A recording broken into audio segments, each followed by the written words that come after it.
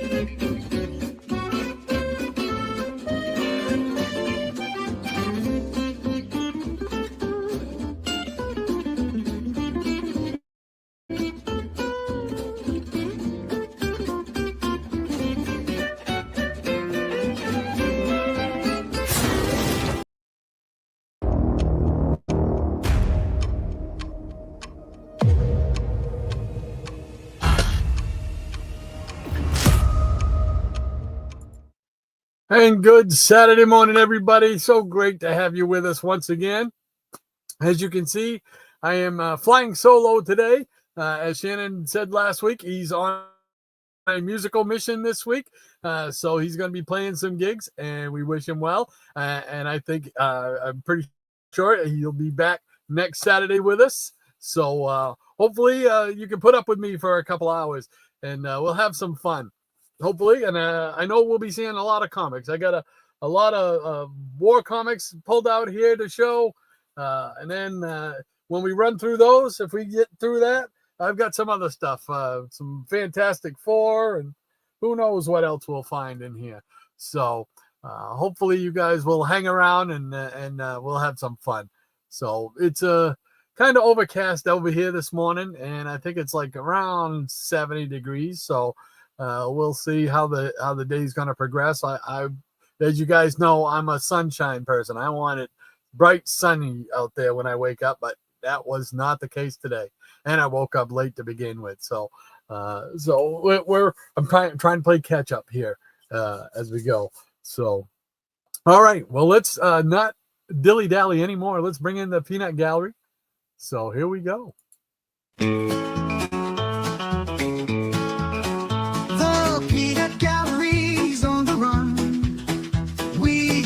Comics, you bring the fun. Saturday morning, time to cheer. Man, we're glad you're here. North, south, east, and west, Peanut Gallery, you're the best. All our friends, both far and near. Man, we're glad you're here. All right, and we're going to start off this week with Anthony Perdue.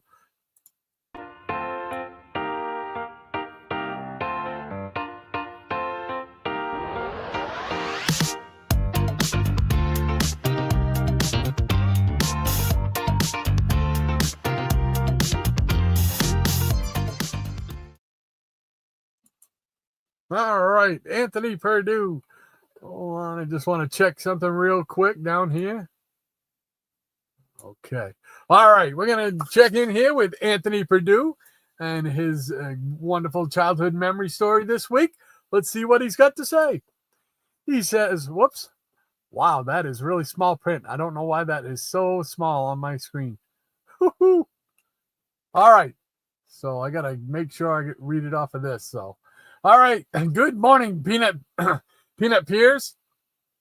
Well, it's going to be difficult. Okay. Good morning, Peanut Pears. 1967. Ah, very good year. A casual summer day outside our bungalow home on our small patch of grass. My younger sisters are playing inside our inflatable swimming pool. I'm sitting on our two-step porch reading an issue of Challengers of the Unknown. There we go. Midway through my reading, my sisters yell out that there's a monster underneath the swimming pool. That felt like something moving. Dun, dun, dun, dun, dun, dun, dun, dun.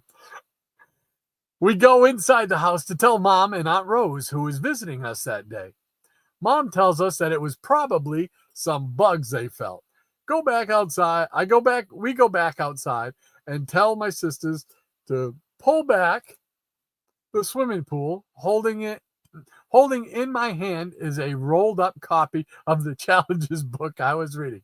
I'm ready to strike at anything that might not be a bug. There's nothing under the swimming pool, he says. At that moment, Mom calls us back into the house and tells us that a radio report came on the radio saying that a small earthquake just passed our way. Holy crap. Wow. All right. He says that was the monster my sisters had felt. Apparently, my mom, Aunt Rose, and me had been unaware of its passing. My sisters go back to playing in the pool while I return to my reading. He says, knowing in my childhood belief that the challengers are with me in defense of my family against monsters and other unknown things. Teddy says hi to all his friends and hi to Teddy. And take care, everyone, he says. Anthony, thank you so much for that wonderful story. That's how appropriate, right? Challenge of the unknown, known for fighting monsters, and they were there. They were there ready to go. Thank you so much, Anthony, as always, for telling us some more about your childhood. Always fun to hear your stories, man. Thank you so much. All right. So what else we got going on? We know what's next. We got ECR and his musical montage. Here we go.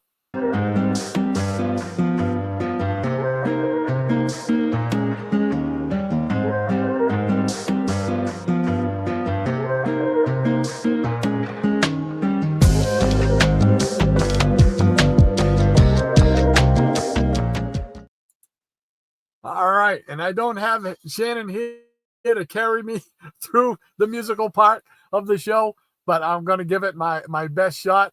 Let's see here. ECR, he says, good morning, everyone.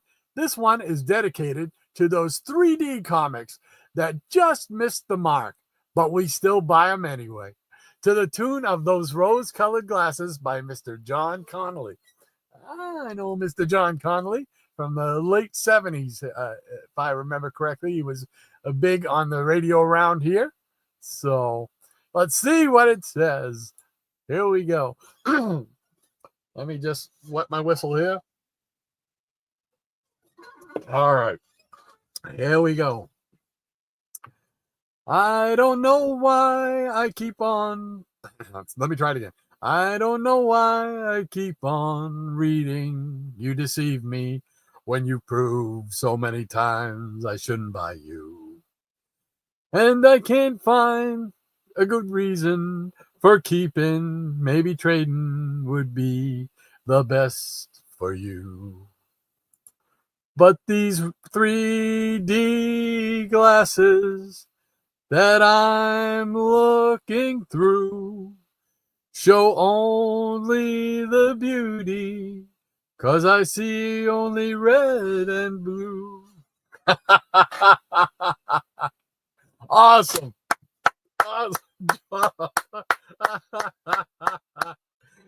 Thank you so much, ECR. Mike, thanks again for your comic book musical stylings, my friend. Another classic for the hits, for the album collection. Yes, sir. I'm going to try and I'm seriously thinking of trying to do what Shannon suggested, which was go back and find the clips of all those and put them together on a little video. I think that would be so funny. So, but Easy, thank you as always. We all appreciate and love it. Thank you, sir. All right. And next up in the peanut gallery, we've got I Am One of Us. How you doing? I Am One of Us. Great to have you with us once again, my friend. He says hello to everyone, and everyone says hello. How are you? Hope your Saturday is going well. And then we know what comes up next. Here we go. If I can find the right one.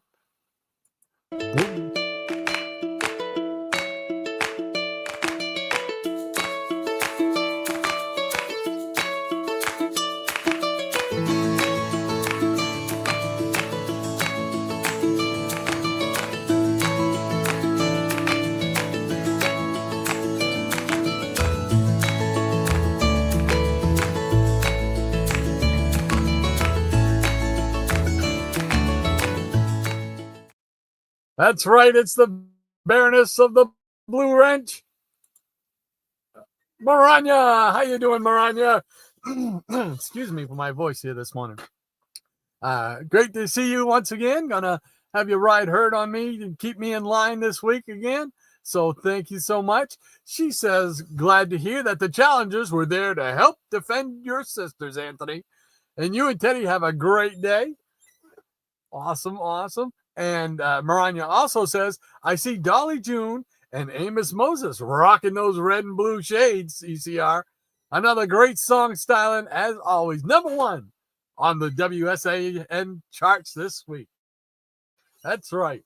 And you know what? I'm working on a little something. I've let Mike in on ECR on it, but I'm working on something to do with some music parts. So stay tuned. You never know what's gonna show up on WSAN here. So all right. Thank you once again, Maranya. And she also says, greetings and salutations to the Geeky Puppet Show audience who just joined us. Yes, sir. Great to have you all with us. Thank you so much for joining us. Cool beans. Oh, I'm trying to hold off on the cool beans. So, all right, I'm one. There should have been something. I should have to, take a drink of Canada Dry every time. I don't know if that's a punishment. I don't think so. All right, next up, we got the professor, Eric Green. How you doing, Eric? And Eric has got his greeting for us. Here we go. All right. Hello. There we go. Hope I did you proud, Eric. Great to see you, Professor. And Maranya says in reply, hello to you as well, Eric. There we go. All right. Missing Mars is also in the house. How you doing, Double M? Great to have you in the peanut gallery once again. Cool beans. He says, I am one of us, Maranya, Easy, and Mr. Breen. Hello. And Maranya says, good morning to Double M and Ludwig. And I think right now is as good a time as any to say hi to all the peanut pets, the legion of peanut pets. So let's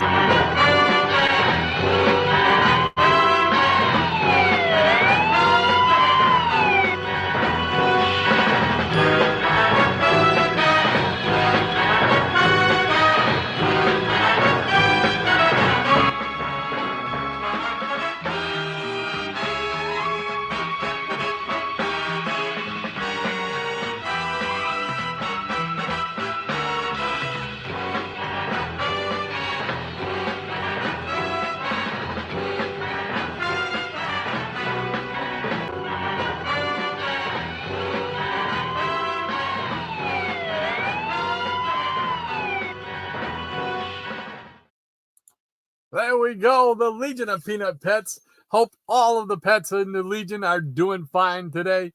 So, all right. And we got Maranya saying, also good morning to I Am One of Us. Cool. All right. And Werewolf by Lunchtime is with us. How you doing, Werewolf? He says, hey, Super Rod and fantastic chat. Couldn't have said it better myself. Fantastic chat. That's what you guys are. The incredible peanut. You guys are world renowned, world famous peanut gallery. Great to see you, Werewolf.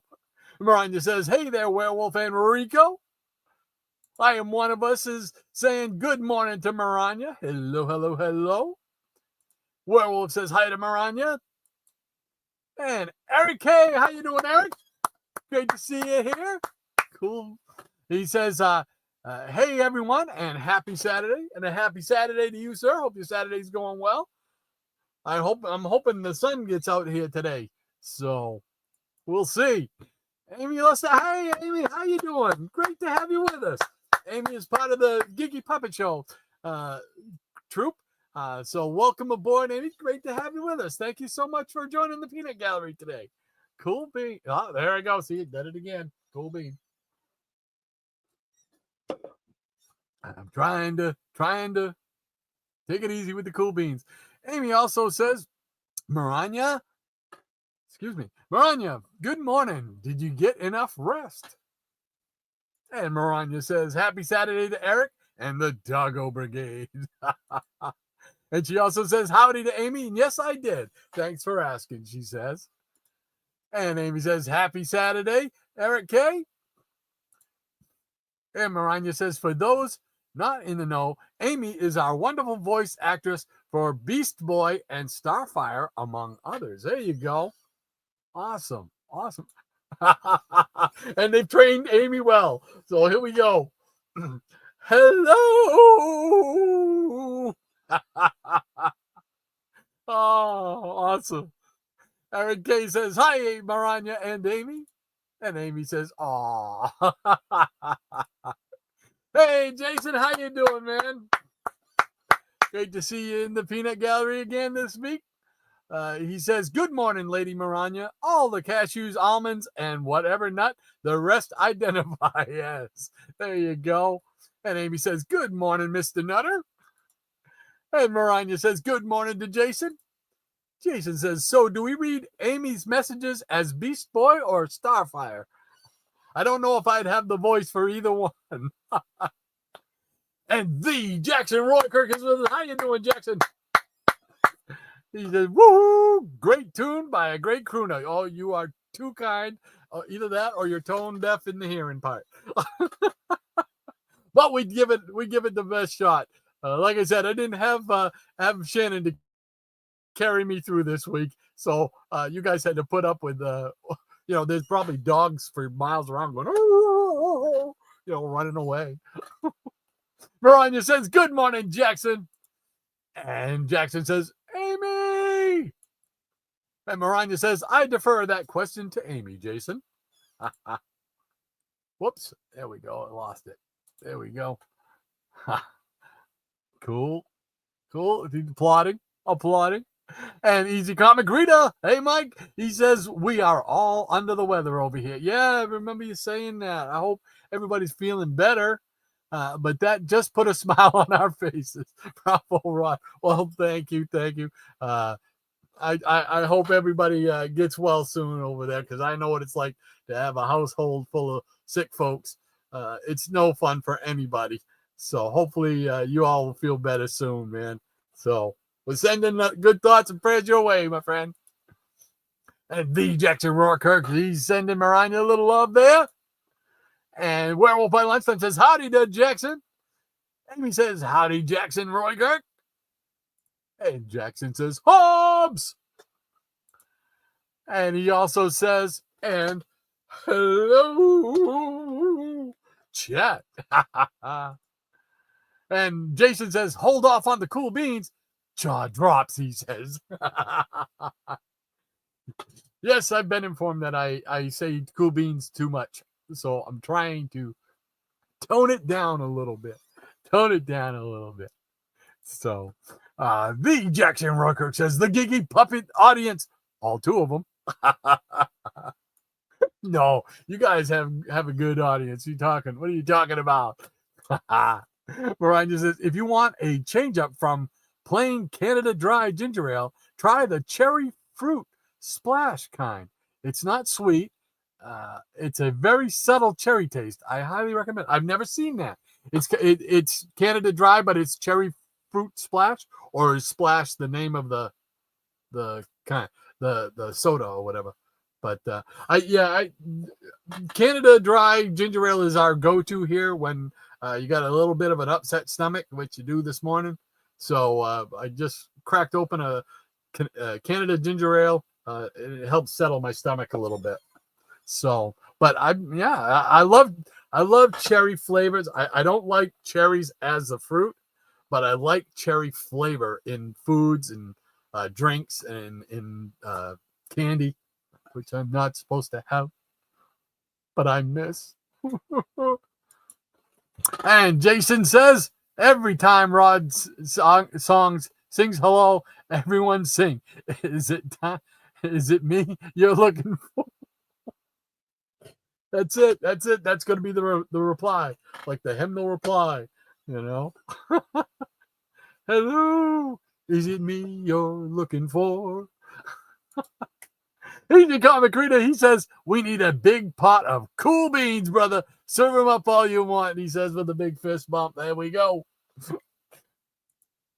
Amy says, Coco. That's right, Coco Lump Bottom. He's smiling. I can barely see the little things. My eyes, man. I can't wait for cataract surgery. Hopefully, I got to call them this week. They were supposed to take 3 weeks to schedule me out. Haven't heard anything from them. I got to call them up and say, let's get me scheduled, man. I want to be able to read. And the Jackson Rourke says the image wasn't fat enough for Coco. And Eric Breen, he says, can someone please get a new pet? Coco's ego is getting all out of control with the solo billing. I got to go in there and change it to I don't think I have the whole name in there, Coco Lumpbot. I love it. I love it. I love it. You give Coco some special love and some treats today. Scotty Z70, how you doing, man? Great to see you back. He says, the boys are outside playing, and Midnight is inside because she hates getting sweaty. Oh, well, she's just going to take it easy, relax, you know. Hey, Triple P, how you doing, Andrew? He says, greetings and salutations, Rambunctious Rodney and the rest of the Peanut Butter Better Gallery. I hope all is well with all. Hope you're doing well. How did it work out for you at that show? Want to know? I want to see. Want to see a video? You got to put out a video or something. I want to know how it went. Brian says, Midnight is smart, Scotty. Hey there, Triple P. And Triple P says, just starting to get settled in from my move. It's quite a thin, dangled mess, he says. Oh, man, if you had to move a bunch of... I've said it before. I think it even did it last week. If I had to move and just what's in this room and what you see behind me and around me, just the idea of moving that, oh, man, it gives me a super migraine because I don't know how I could do it. I don't know. I'd be so panicky. I'd be throwing everything in my car because I'd want it with me so that I can make sure that it got there, you know? Oh, so I can't imagine what you've had to go through, Andrew, in order to move, man. We did it once. I think it was 3 years after we got married. We had to move from our apartment to this home here. But we obviously didn't have the amount of stuff that we have now back then. So it wasn't, I don't remember it being that bad of a move. In fact, I think we did it all with family pickup trucks and cars. So it wasn't that strenuous at all. But now, oh my gosh, I don't even want to think about it. Oh, Jason says, trying to cool the beans. I still don't understand. It's your wrestling catchphrase, Dr. Silverage. The wrestling catchphrase. There we go. Oh man. I love my wrestling. Love my wrestling. Why is that giving me a hard time here? Why? It won't let me jump up. There we go. There we go. All right. Triple P says, good morning to Maranya, Jason, and ECR. And Eric K says, Rod, you need to wear a shock collar. So every time you say cool beans, you get a nice electric. Exactly. That's what I need, something like that. You're right, Eric, because I do tend to fall back on that phrase. I'll do whenever I get excited. So, but I'm really making an effort this week, gang. I'm making an effort to try and tone it down a little bit. So save it for those special moments. And Maranya says, Jackson, Lady Coco Lumpbottom is not fat. She has nice feline curves. There you go. And Diabetic Superman, how you doing, DS? Great to see you here once again, my friend. He says, good morning, everyone, and a good morning to you, sir. Hope your Saturday's going well so far. And Maranya says, good morning to DS and Shadow. And Amy says, good morning to Superman. And the Jackson Roy Kirk says, DS. And Diabetic Superman says, hello to Amy and hello to Jackson. And Scotty says, I am studying that spinner rack in the background, looking at the metal clothes hangers in the laundry room next to me and wondering, can I MacGyver a spinner rack? Hey, you never know. I know I couldn't do it, but I it was weird because I'd always wanted a spinner rack, and there were none around here. My opportunity to get the spinner rack back in the day, it was not something I was thinking about getting. It wasn't until I really got heavy into the 80s with my collecting that it was like, oh man, it would be cool to have a spinner rack. I did snag some. Actually, my father did for me. Snag some really nice magazine shelving units out of a store that they threw away. It was down at the dump, and my dad grabbed them because he knows I was big into displaying my comics and stuff down in the basement where I grew up. And so they brought a couple of those home, plus a really, oh man, and I kicked myself for selling it. A really nice glass case. It would be the kind that Alan from After Comics, it's the kind that he would have in his collection. A really super nice all glass case with brass around it and everything. Had a lighting fixture and everything in it. So it was so nice. But I wound up selling it when we were getting ready to get married. Because it's not something I wanted to. I wouldn't have had the room for it in the apartment anyway. So anyway, I get distracted. So my point was, I wound up buying a spinner rack, a magazine rack. It was a modern one, right?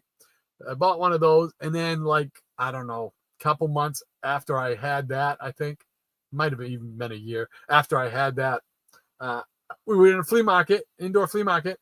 And they had one for sale. And then I couldn't pull the trigger on it. They wanted like $400 for it. I couldn't pull the trigger on it. And I said, yeah, well, no. And then I got sick, did the whole hospital thing and everything. And 8 months later, when I went back, I said, if that's still there, then that means it was meant for me.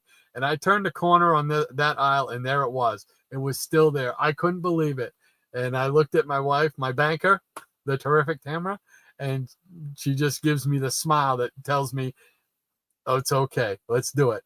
So, so that's the one I have right now, is this one. This is the actual one that it looks exactly like the one that we had in the store, the Stop and Go store that I used to go to with my grandfather and pick up comics. All those 100 pages. Yes.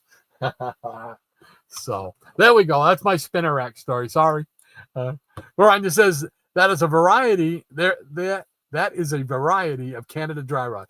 They sell it at Walmart next to the regular. It's a touch more expensive, but worth it. I'll have to check that out, Maranya. Yeah, absolutely. Thank you for that. I'll check that out. I'm always up for trying new sodas. I like usually I like the really sweet ones. That have have you ever had or the sour ones? Have you ever had Warhead soda? It's like Warhead's the candy, which is super sour, but they make sodas, and the green apple one is fantastic. Oh, I love it. But they also make a cherry one, and they make a grape one, and I think a couple others, but I haven't seen the other ones. But the green apple one, man, oh, I am hooked on that. So anything like green apple sour flavor, I love too. So I'll check that out, Maranya. Thank you so much for that. Jason says chocolate covered cherries. That's the only way to eat cherries. That's my wife. My wife loves chocolate covered cherries. Every Christmas, that is a must have in the stocking as a stocking stuffer. So absolutely. I don't eat them myself, but she loves them. So Amy says, oh, I have to get to a game, but I wanted to come by and say hello to everyone and have a great show. Well, thank you so much, Amy. I appreciate it. Hope you'll come back again sometime. So take care, and I hope the rest of your week goes well. Thank you so much for stopping by. And Marina says, enjoy your game and this show on the replay, Amy. Oh, cool. All right. Jason says, have a great day, Amy. And Scotty says, cat or rack surgery? That's a tough decision. Yeah, no, mine is the whole shooting match. Amy says, praying for your surgery. Well, thank you so much, Amy. Appreciate that. Hopefully they'll get it done, and I'll be able to, this left eye, man, I'll be able to see without the fuzzy haze, which inhibits my reading a lot. So, but thank you very much, Amy. Appreciate that. And Jackson says, I'm a little bit older school. I follow the hello with ELO's telephone line. Hello, how are you? The Jackson Rocker says, have a great day, Amy. Hey, Maranya says, what's with Rod in the room would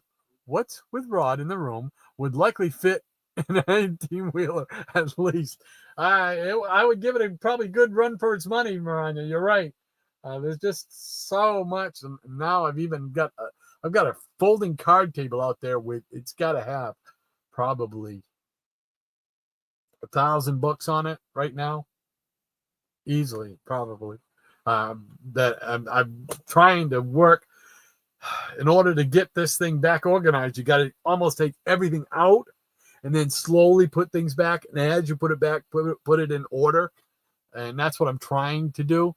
And unfortunately, I'm a lot slower at it than I want to be. So, but you're right, Maranya. There we go. And Werewolf says, maybe you could try, you could say hot potato instead of cool beans. Everyone likes hot potatoes, apart from what people that buy their fries from McDonald's, of course. No, why not? Hot potato. All I can think of when I hear hot potato is there was a song done by, what was the group? It was I can't think of it. My kids used to watch them. Hot potato, hot potato, hot potato, hot potato. And I can't.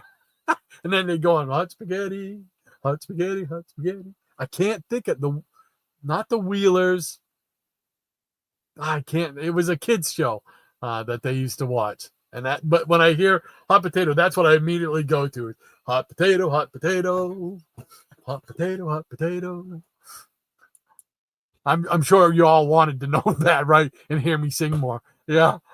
Jason says, Rod, can you see my new avatar picture? It is small, man. I cannot. It looks like it's a speedster, but I can't make out who it is. My guess is it'd be that little young upstart Flash wannabe. Am I right? Is it that Wally West? The Jackson Roarkirk says, should we make him say it by posting cool beans? Scotty says, she's not fat, she's fluffy. Werewolf by lunchtime, he says, I like your cool beans idea, Jackson, but will he say it?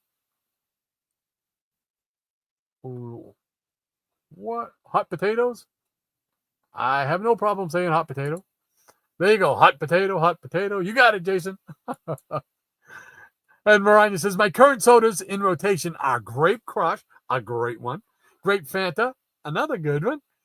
Cherry Canada Dry, Stewart's Root Beer, and Black Cherry. Stewart's, man, I discovered Stewart's back in the early 90s. And they make a cherries and cream, which was killer. That was my go-to soda when I was traveling on the road, working with Comcast, and I'd have to travel out to Western Mass. There was a grocery store out there called the Big Y, and that's where I would get it and load up on my groceries because we had to stay for a whole week. We'd have to stay over there and then come home on the weekends. But Stewart's, I would get Stewart's. I still get Stewart's Orange and Cream. Tastes like a creamsicle. And but I can't find. I get Black Cherry as well, but I can't find the cherries and cream. I never see that anywhere. I don't even know if they make it anymore, and I've never gone on their site to see. But yes, great choices, Maranya. Great choices. I love them. Jason says we could always thesaurus cool beans into other phrases like iced Legumes? How did you say that? Legumes? I don't know. Maranya says, also a limited variety of Olipop and Poppy prebiotic sodas for my stomach health. Olipop apple, Olipop grape, root beer, and raspberry rose flavors currently. I've never tried that. I don't know.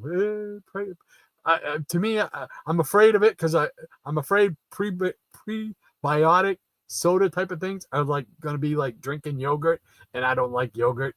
Never eat food with a Y and a G in it. That's my motto. You know. No, I'm just kidding. But I don't. I'm not a yogurt eater. It's a texture thing for me.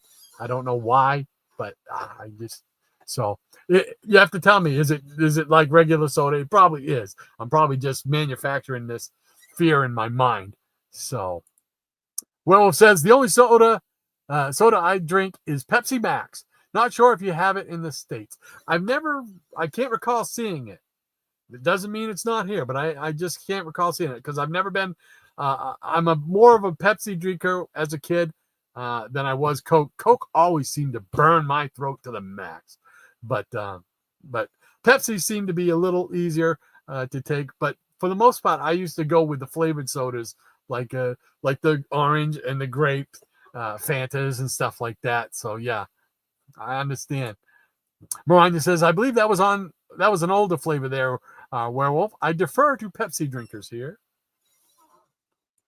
And Jason says, RC Cola, still the best, and Mellow Yellow. Oh, man, I remember Mellow Yellow.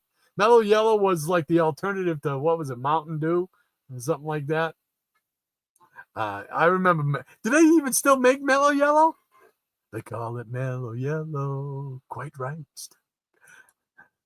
And Maranya says, I need to try RC again, Jason. I want to try a single bottle before committing to a 6-pack or more. And Andrew says, my youngest brother moved all my comics for me. Oh, cool. Nice. He is healthy and loved the challenge of moving them all from a second-story apartment to a new place.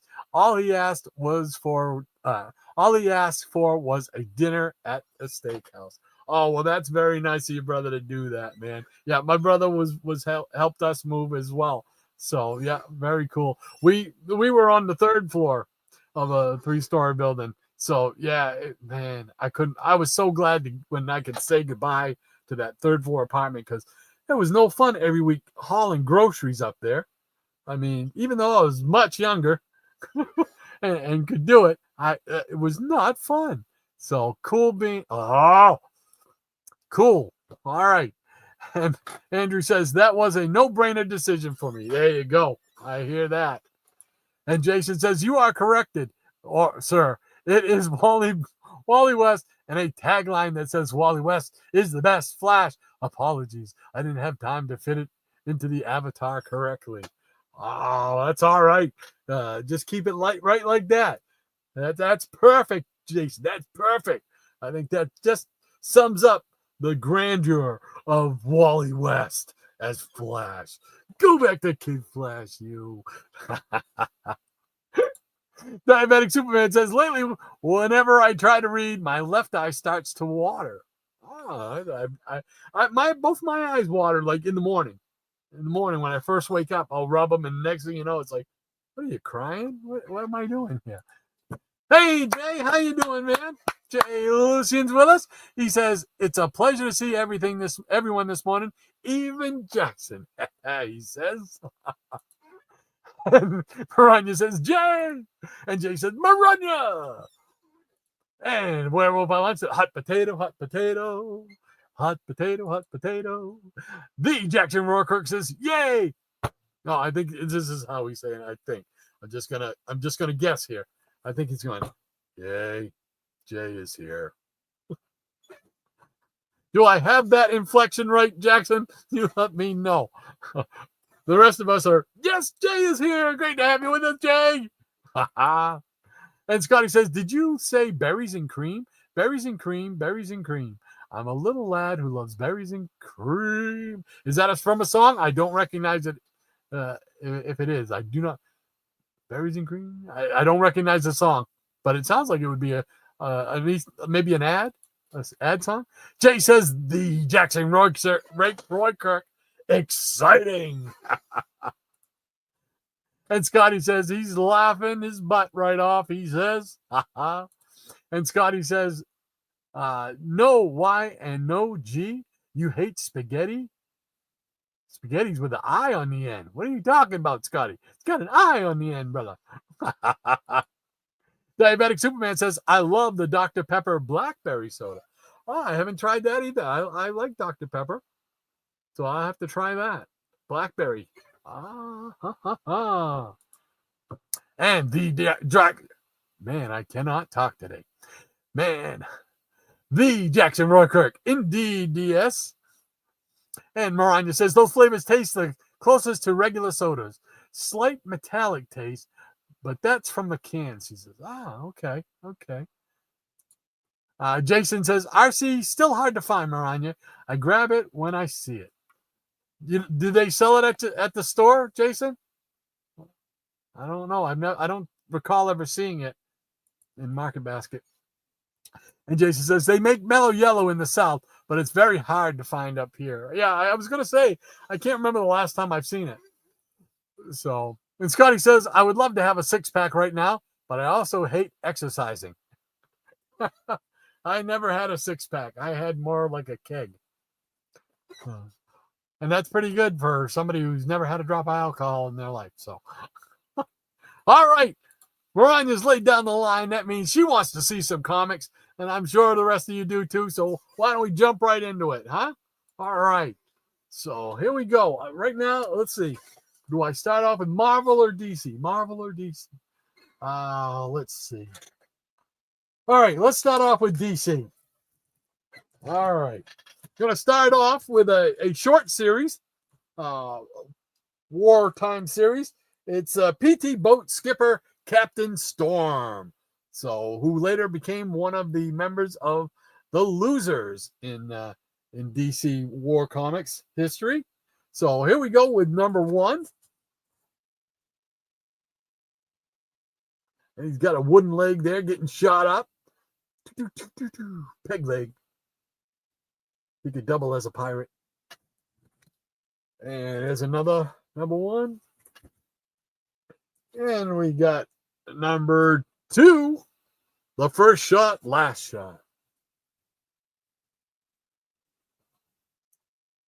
I think they've made their screens smaller. I'm talking about Yard Stream here. I think they made it smaller. Boy, they'd do anything to try and get you to buy. I sound a little bitter. I kind of am. Here's another number 2. And all of a sudden, they got to change everything around. Let's see. Number 3.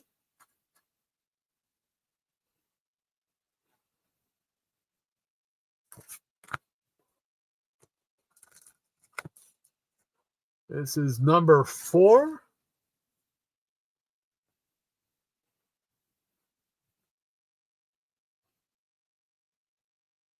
Oh, I know what's different too. They got the thing up in the corner says live, and then they also got the thing that says how many people are watching. That's new. Here's another number 5. In case you didn't see it enough, there we go. All right, here's number 6. Please do not fall on the floor. I would appreciate that. So,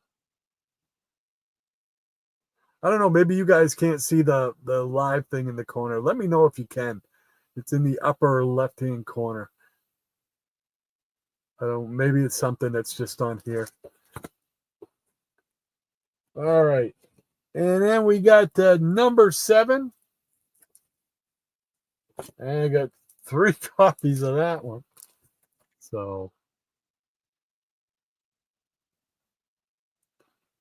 yeah, it just looks like it's a smaller screen trying to fit all these in here.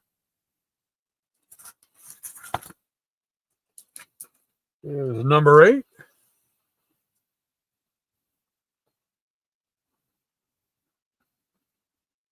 This is like looks like one of those what is it called? Grayscale type of covers. Almost like a painted cover. Here's number 9. Number 9. Number 9.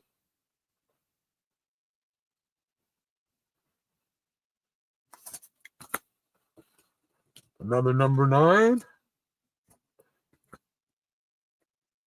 And number 10.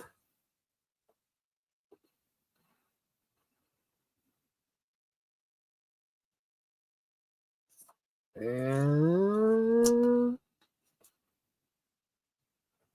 number 11.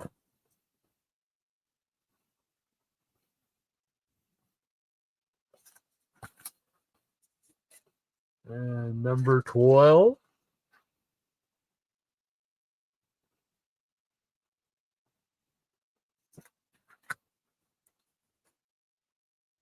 Another number 12.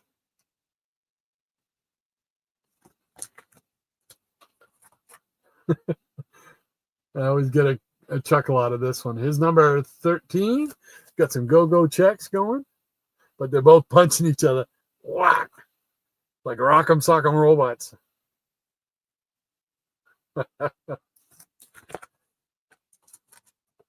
This is a nice cover. I like this cover. Number 14. Got go-go checks. It's a red cover. It's got like a little tilted angle to it. There we go. It's really cool. I like that. Two ships they're gonna get destroyed. I like that. I like that cover. There we go. Number 15.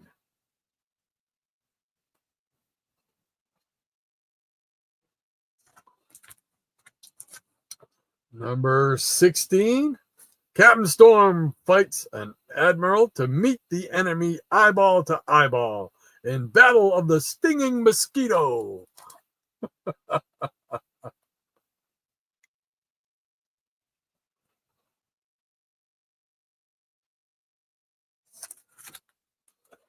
Alrighty, here is number 17. First shot for a dead man. Come on there.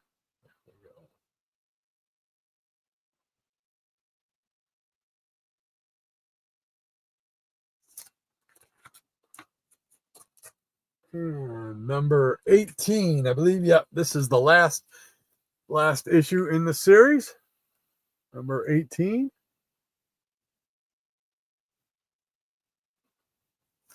And it's so nice we got it twice. So, alrighty. There we go for the first round. All right. Let's check back in with the Peanut Gallery. Thank you so much, Maranya. As always, providing the line, man. You don't know how much I need that line, and thank you for providing it. So, the Jackson Roykirk says, "Perfect, Rod. You got me." I thought that just something about it, just had that feel. Jason says, back from the line, we announce again, Wally West is the best Flash. Oh, I'm telling you, these young whippersnappers nowadays. Scotty says, Berries and Cream was a cringy Skittles ad about 20 years ago that has become popular again thanks to TikTok. I did not know that. I don't remember it. Berries and Cream. I don't remember that as a Skittles thing. So, thank you for bringing that to my attention. Hey, Robert Harrison, how you doing, man? Our neighbor to the north in Toronto, how you doing? He says, hello, hello, hello, and hello to you, sir. How you doing? Hope everything's going well to the north of us there, north of the border. So, great to have you in the Peanut Gallery once again. And Diabetic Superman says, I love Jay's avatar. Cool. See, caught myself. And Jason says, no, we don't sell RC Cola at MD. Oh, You gotta talk to somebody. You got pull there. Come on, you gotta talk to somebody there. Ryan says, I've only seen RC at Winn-Dixie down here in Florida. Yeah, it's been a while since I've seen RC. Not that I ever go looking for it, but because I, like everybody else, I'm sure you got your favorites that you gravitate to and go to all the time, and I certainly do. But I love those. I love those like black cherry or black raspberry or cherry limeade, or there's this Splash. It's put out by Splash, I think. Same people that have V8 and stuff. They put out a big jug of what is it? Cherry watermelon, I think it is. And oh, that's so good. And there's an orange pineapple one that they do as well. Oh, that's just so good. It's not soda. That's more like a fruit drink. But oh, it's just so good. Brian says, hello to Robert. And Jason says, I used to find it in Big Lots, Maranya, before they went on. Yes, Big Lots was so good, Jason. I used to go there to get potato chips. They were sweet corn. It was called sweet corn potato chips. And it was put out by, I can't remember now. Hers, something like that. But I can't remember the name exactly, but it tasted just like sweet corn. The flavoring was like just like sweet corn, corn on the cob, sweet corn. Oh, it's so good. And that was the only place I could find it. It wasn't around anywhere that I saw. Market Basket had it for a while back, about 3 or 4 years ago. But then they didn't carry it lately here. So you got to talk to them, Jason. You got pull over there, man. Tell them we want some good stuff there.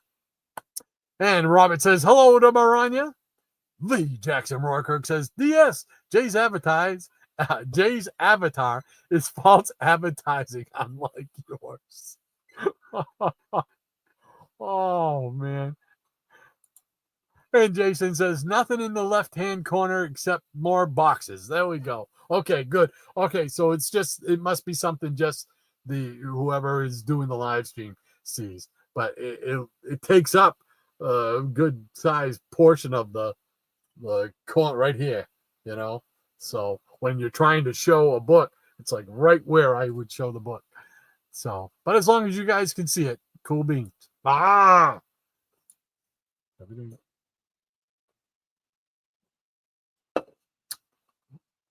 All right. The Jackson Roykirk says, everything looks the same as it did on our end. Good.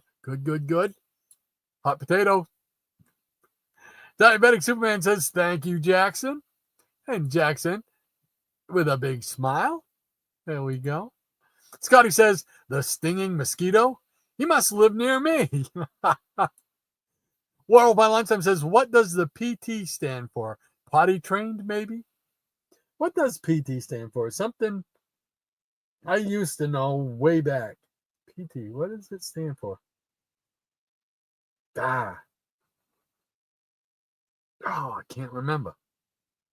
I'm sure somebody out there knows. So please give us the answer to that. Because I want to know, because I can't remember. Scotty says, nice twice, nice thrice. What's a 4 rhyme? More 4. Hey, Higgy, how you doing, man? Higgy Pop is in the house. How you doing? He says, hey, Hot Rod. Hey, how you doing, Higmeister? Good to have you with us, sir. He says, hello to all the peanuts in the peanut gallery. Cool. Great to have you with us. And Crazy Hungarian Joe. How you doing, Joe? He says, good morning, Rod. Hope all you peanuts are having a great...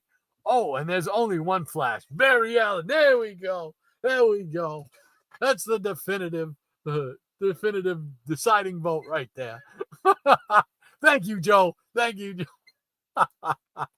Scotty says, yeah, the TikTok people are doing the berries and cream dance that the guy did. Oh, I don't think I get on TikTok. I do see the stuff on YouTube, the shorts that they do on YouTube, but I don't think I don't you have to pay for TikTok or something? So I'm not sure, but I'm pretty sure I don't watch it. Melania says, Higgy Pop! He says, great to see you, and how is Hawk Dog doing? We want to know. Jason says, good morning, Higgy Pop and Hungarian. And Crazy Joe says, good morning to Jason. Scotty says, they sell everything at MB. Wait, you don't mean Myrtle Beach. No. Market Basket.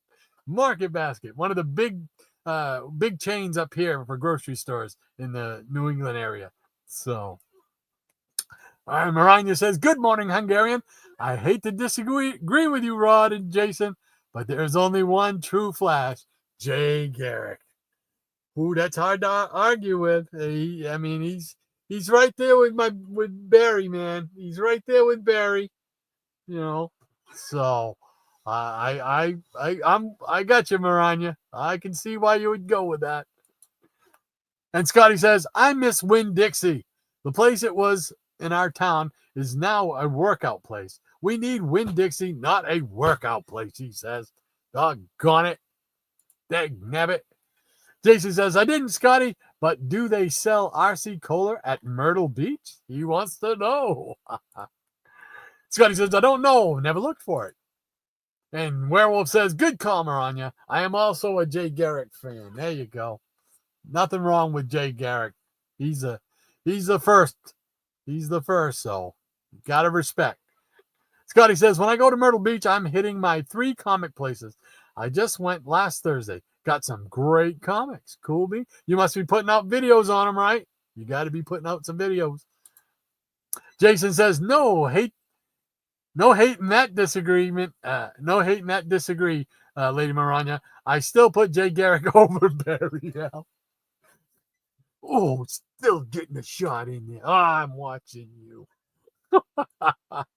Crazy Hungarian says, good morning, Maranya. I also like Jay Garrick, but I grew up with Barry, so I'm a little biased. LOL. And that's exactly what it is for me as well. I grew up with Barry Allen as my guy, my Flash. So there's always a little bit of that nostalgia, little heart tug in there, you know. Gotta love Barry. And Barry was such a straight-laced guy, you know. Had the crew cut going. Nice guy, you know. So what did Wally do? What did Wally? Get out of here with that Wally. Jason says, party time. Scotty says, I knew what PT stood for until he asked for it. Well, could be party time, maybe. Let's see. Scotty says, a PT boat, short for patrol torpedo boat. I didn't remember that. I did not remember that at all. I wish I could say, oh, yes, yeah. But I don't remember that at all. I thought it stood for something else. I can't remember, but I didn't think it was that. But cool beans. Thank you, Scotty, for that. Appreciate that. And Jason said, or it could stand for perfect timing. There you go. I mean, just look at those covers, right? It's perfect timing every time. Maranya says, we read a few of the Golden Age Flash and Hawkman on the Geeky Puppet Show. Jay is a professional pantser, and Hawkman is gloriously brutal. Yes. And he was always kind of like that. I think Hawkman was. I didn't know the thing about Jay. I've heard you mention this before, but I did not know that about Jay in the Golden Age. I don't know. I can't remember reading a story where I saw that. So I find that funny. I just find that hilarious. Jason says, oh, we're guessing based on the comic book. And Werewolf by Lunchtime says, I just Googled it. It stands for Pink Turnip. There we go. Call off Scooby-Doo. The mystery has been solved. Pink Turnip it is. And Diabetic Superman says, good morning to Joe. Scotty says, I definitely don't get on TikTok. I just saw a meme about Greta Thunberg's hair, and it showed the berries and cream guy. I just had to look up the ad on YouTube and go down that rabbit hole. I hear you. Werewolf says, maybe Scotty says, do they sell RC Cola in the UK? Since RC sounds like a British naughty word. And Scotty, Crazy Hungarian Joe, he says, good morning to Diabetic Superman. And Werewolf says, hey to Joe. Jason says, Pink Turnip Man versus Stinging Mosquito, a Golden Age dream comic. What more could you want for 12 cents, right? For 2 pennies and a dime. Scotty says, I put out 9 10-minute videos on the comics. I got, because the 10 minutes I bore, because after 10 minutes I bore even myself.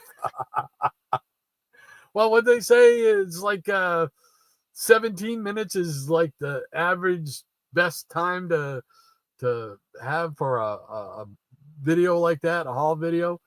I don't remember why. It's something to do with the algorithm or something like that. I don't know. It's beyond me. Jason says, what did Wally do? Are you serious? He loved his wife and kids enough that they were his tether to reality. Weren't his kids the little ones and the little with the funny outfits and stuff? And they were like little chubby little kids?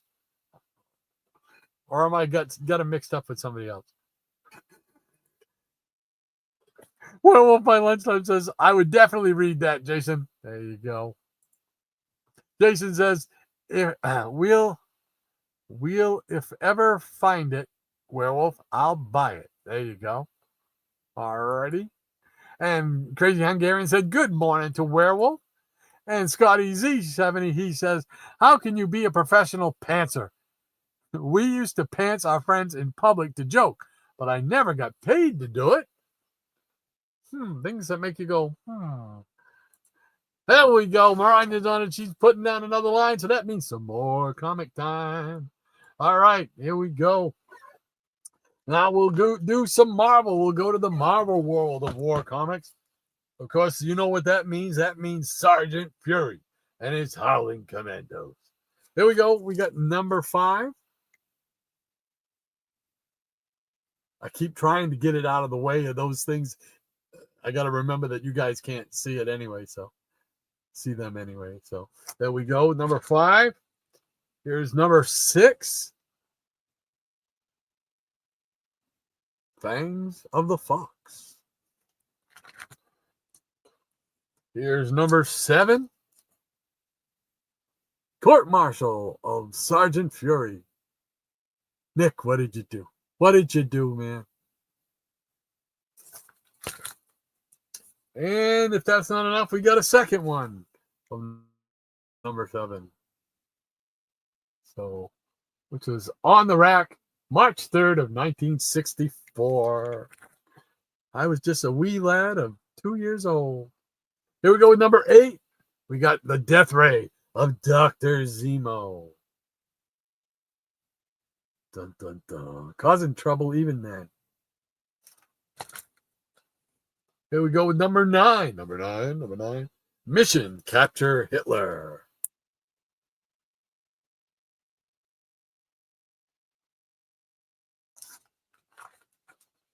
Number 10.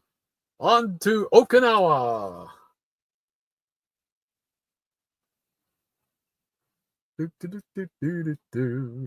This was July 9th. Hey, that's my birthday. This was on sale on my birthday, 1964. Wow. That's cool. I didn't notice that before. Here we go with number 11. Cool red cover. Crackdown of Captain Flint.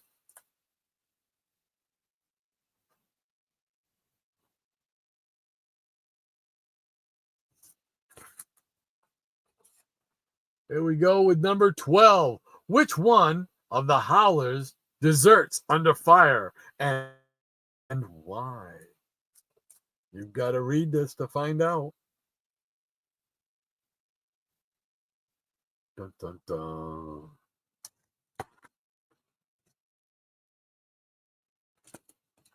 And here's number 13. This is a classic, iconic cover and story with Captain America and Bucky.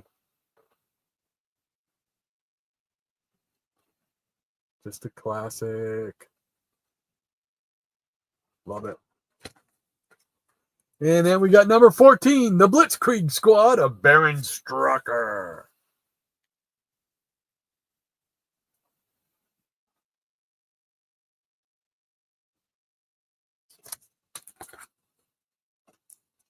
And number 15, Too Small to Fight, Too Young to Die.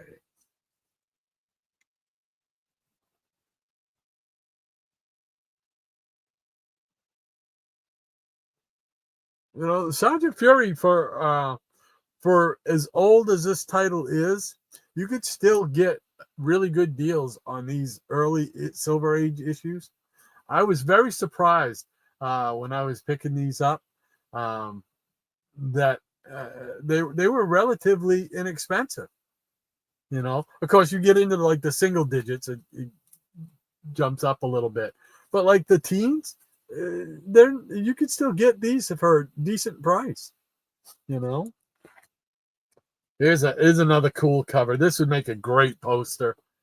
Sergeant Fury and his Holland Commandos in the desert. A fortress stands. This is number 16. Look at that. Yellow and red. That is so cool.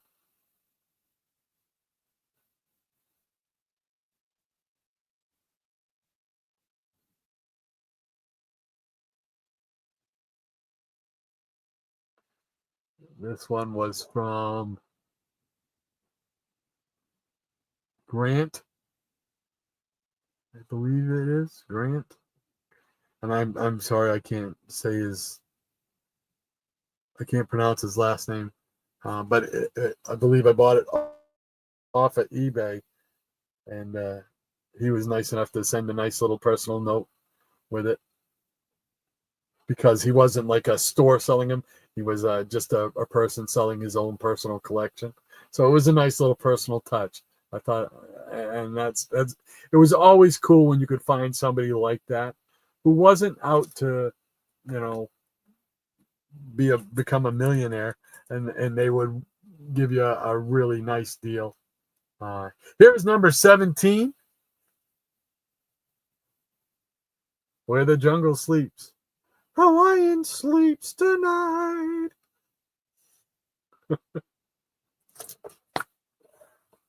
Here's number 19, An Eye for an Eye. That looks like the Red Baron's playing there. Get Snoopy on the horn. The Red Baron's back. And let's see, number 24, When the Howlers Hit the Home Front.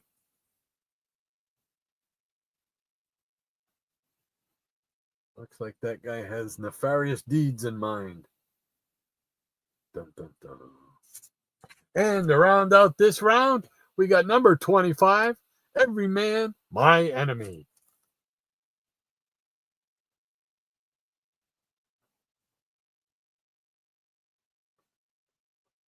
Well, there we go. With a few Sergeant Furies. All righty. Put those down here. And okay. All right. So let's check back in real quick. There we go. With the pause line, once again, thank you, Maranya. Appreciate it more than you know.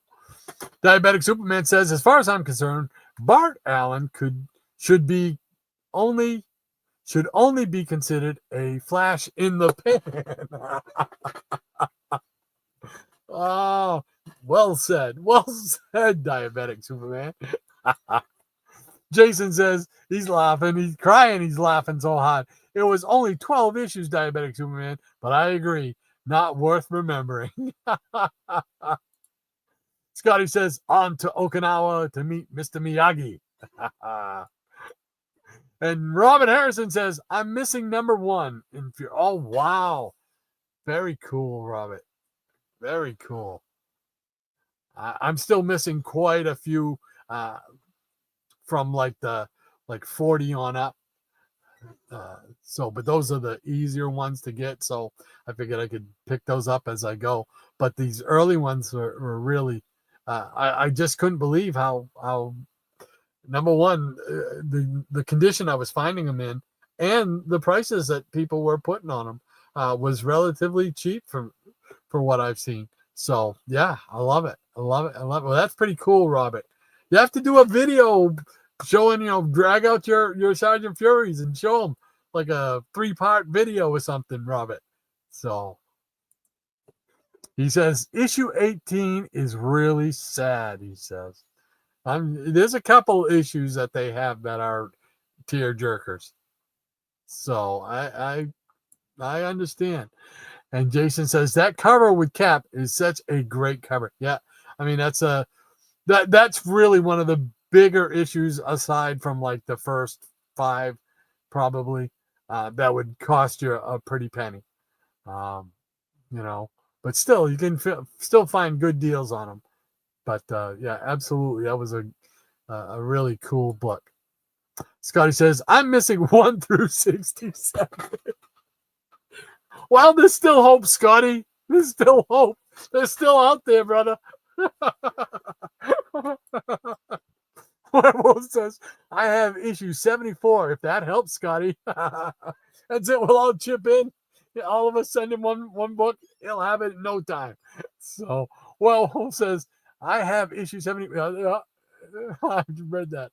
Oh, cool beans. I said cool beans again. All righty. And Jason says, as the young whippersnapper, according to Rod, holy mackerel. Oh, right down the wrong pipe. Excuse me. All right. As the young whippersnapper, according to Rod, did Sergeant Fury really run 167 issues? Well, he got into reprints, I believe, early on, and then I think they did do some. Newer stories towards the end, if I'm not mistaken. But it was one of those ones that transferred from, transferred into reprinting stuff in the Bronze Age. So. And the Jackson Rourke says, I recently got issue 118 of Fury. It had the Silver Surfer Marvel value stamp cut out. Oh, ow! Did they, when you before you purchased it, did they let you know that it was cut out or no? It doesn't sound like they let you know, and that's, oh man. I hate when that happens. Excuse me. If you buy it from somebody and the stamp is cut out and they don't let you know ahead of time. I know the comic store that I go to quite frequently in Newington, Staircase to Heaven Comics, they do go through and check because they put little stickers on the outside to let you know missing Marvel stamp or missing the MVS, So, and it's made the difference in some of my purchases, because when I'm buying it, I expect it to be whole. It might not be near mint, but I want it to be whole, So, but that's just me. So I'm sure there's a few more like me. Diabetic Superman says, I'm thinking of getting the Marvel Sergeant Fury Marvel Epic book. Now, is that another one of the collections, the hardbound collections, hardcovers? There are so many different trades and omnibuses and this and that for me to keep them straight. I pretty much deal strictly in the single issues. I have 1 or 2 trade paperbacks with the soft covers, but I really, it's in my head. It's just old school collecting. When I was a kid, this is what I had. I didn't have an omnibus. I didn't have a thick book. Didn't have a hardcover. So that doesn't hold any special nostalgia or affinity from me. This right here, the single issues, you open these up, you see the Marvel checklist or the Marvel stamp, the letters page, that kind of stuff, or you go into DC and you see the house ads and the direct currents and stuff like that. That's the stuff that means stuff to me. So I that's why I you don't hear me talk or show a whole lot of hardbound stuff. Is because I don't have a whole lot, because I'm just an old fart. So and this is what I grew up on, and that's what I gravitate to. But I know a lot of people are collecting a lot of these now, and getting rid of their floppies, or whatever you want to call them, single issues, because number one, they take up a whole lot less space, and you still got the stories, So I can see where they would have their advantages. I'm just not at the point where I can make that change yet. So, but I God bless everybody who does. So, Maranya says, greetings, August. Double A. Werewolf by Lunchtime says, I bet Roger has it, Jackson. And the Jackson Roarkirk says, Volume 1 of that epic may be hard to get, DS. Has it been out for a while? See, again, when it comes to those hardbound stuff, I know diddly, because, like I said, it's not something that I readily seek to have in my collection. I'm just old school. Hey, Gratu, how you doing? Gratu Olaf, all the way from Rural Retreat, Virginia. How you doing this morning? Hope all is going well.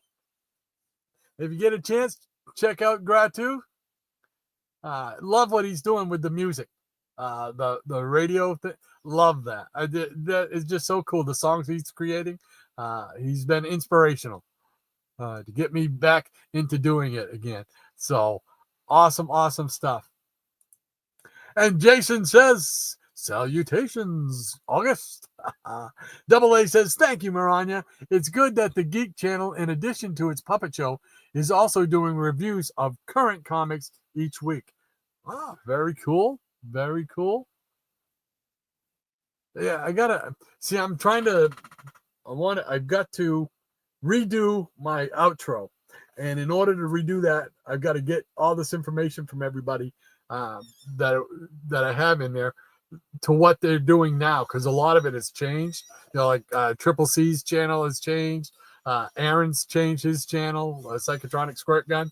The Geeky Puppet Show has changed up a lot of stuff. So I got to get all that information gathered together and get that done, so I can get the another nice intro. And I think I'm going to try and do a song for it as well, including everybody in there. That would be cool, I think. So it's in my brain. Now getting it to come out through the fingertips, we'll see. I'm going to try. Diabetic Superman says, all I can find is Volume 2, Jackson. Double A says, thank you to Jason. And Werewolf by Lunchtime says, hot potato, hot potato. There you go. I get it now. Every time I do it, you're going to write hot potato, hot potato. Gotcha. I'm with you now. Okay. I'm with you.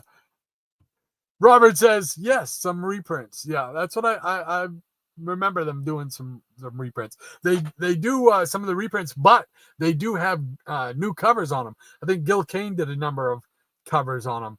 And a lot of them had the picture frame covers, in the 70s and stuff like that. Jason says that song will get stuck in your head, Werewolf. Oh no, he says that song's still stuck in your head, Werewolf. And Werewolf says, I just want to hear Rod's dulcet tones. Dulcet or dull? Because it could be either there. I'm pretty sure I might be leaning towards the dull tones. Scotty says, epic books are black and white trade paperbacks, I think. Thick, though, about an inch thick. Wow. Holy cow. August says, as far as military comics, didn't Reed Richards and Ben Grimm serve in the same battalion? I don't know. I know Ben Grimm served because I think there's an issue and I don't know if I have it, but I know of it. There's an issue that he actually is in Sergeant Fury, in the Sergeant Fury series.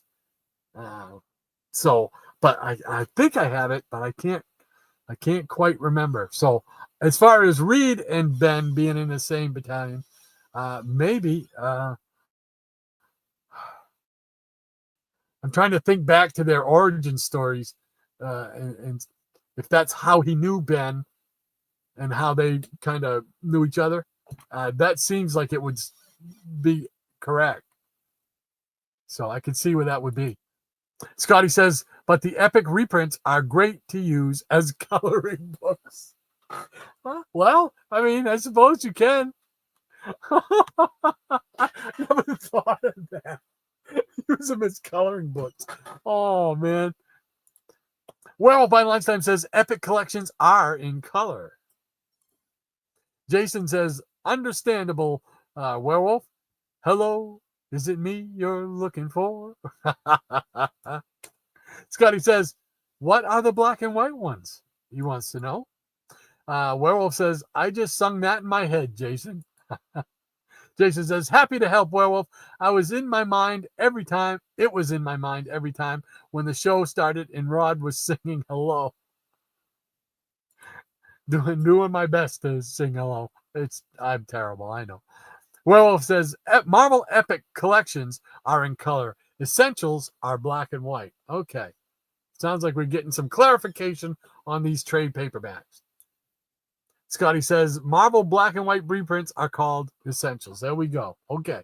So Essentials are black and white, and the Epics are color. Scotty says, Epics and Essentials. E-words. Jason says, so color isn't essential? Which is a good point, Jason. Good point. Scotty says, I guess not. Oh. And Jason says, Rod mentioned Gil Kane. Oh, what are you saying? We should run the Gil Kane signal? Is that what you're saying? I got no problem doing that. You can do that. Let's run it. Gil Kane, Gil Kane, the man, the myth, the legend. He drew the heroes we all know, and too soon he had to go. Now he's revered by any other name. Gil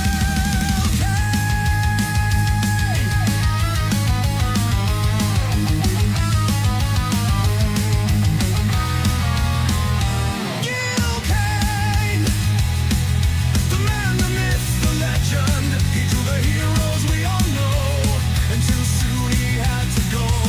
Now he's revered by any other name. Gil Kane.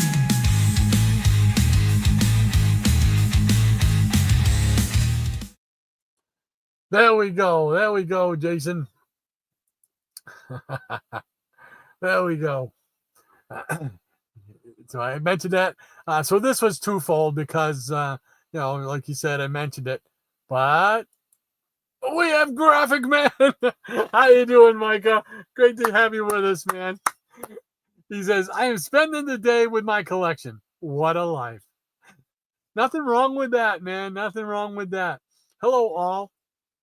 By the way, Micah, if you're still here, let me know. Was I supposed to get together with you? Did we set a time to have a little meeting to go over the yard stream stuff, the StreamYard stuff? For some reason, I'm like, oh man, did I forget something? So let me know, Micah. Let me know because it's driving me crazy. So if you're still here, let me know. Jason says, I think Reed and Ben being in the same battalion was a retcon thing in the 90s. Oh, I probably didn't read it in the 90s. And Graphic Man says, I thought Ben Grimm flew planes while Reed was on the ground in Europe. For some reason, I wanted to say there was something in the back of my head when I was trying to harken back to their origin stuff, that there was some connection that they were together. And I guess that would make sense if it was, a wartime thing. So, and Double A says, yes, Jason, I think you are correct. And Jason says, August, I think it was a FF mini series set in the past that kind of reset their military history. Probably maybe clarified it, because there was maybe a hint of it back in the Silver Age when they started, and then they just wanted to kind of go into the details and clarify it up a little, canonize it.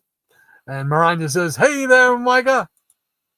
And B. Jackson Rourke says, turn on the camera so we can spend the day with your collection too. Yes, I agree wholeheartedly. Do it. Do it, Graphic Man. Ha ha. He's a Graphic Man. Yes, sir. And Maranya says, back in the day of the Essentials, they actually had great inkers so the art could stand on its own without the 4-color color process. Yeah, I know that I'm sure it had to be cheaper for them to make as well, you know, so they could make it cheaply and still make money off it. So the Jackson Rourke says, that's just mean, eh, GM? August says, Jason, it's very difficult to keep up with all the multiple timelines. Also with DC. Well, DC just put out, 2 issues so far. I don't know if the third one's come out or if there even is a third one on the history of DC. So I've got them both here, and I just have not read them yet.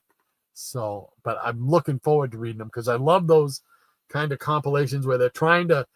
It's like taking a deck of cards that's been all scattered, and you're taking them and you're getting all the cards back into an order. You're checking it and stacking it and everything. That's what I feel like when I'm reading those, legacy, the history of DC comics and stuff like that. Is like, okay, let's shuffle everything, get it condensed into a canonized version so that we can all understand it now. So, let's see, where am I? There we go. And Jason says, definitely, August, especially if you don't keep reading everything. Yes, yeah. Graphic Man, Micah, he says, I will film some of it for later. The Jackson Rourke. So, also, you will see me and Charlton 66 and Higgy and others this Thursday. Oh, cool. Gonna have a show this Thursday. All right. Always good to see Micah on. Cool. And Jason says, suddenly you look up a character you used to know. Suddenly you look up in a character you used to know isn't the character you used to be. Yeah, unfortunately, that happens more often than I care for, but that's just me. And they don't write comics just for me. Diabetic Superman says, I have X-Men all over my computer room floor. Oh, wait, I mean X-Men books. Good thing you clarified that. We'd have been wondering. All right. I think that catches us up. So I think we want to throw down the line, Maranya. We'll get some more books on. What do you say? All righty. Okay. We're going to go back or stay with the Marvel War. Thank you, Maranya. Appreciate it. Cool. Blah, blah, blah. I didn't say it all that time, so that don't count. So, hot potato, hot potato. All right, so let's start with another short series. This went 19 issues. I always want to say episodes. So, and that is Captain Savage and his Leatherneck Raiders. Here's number 1.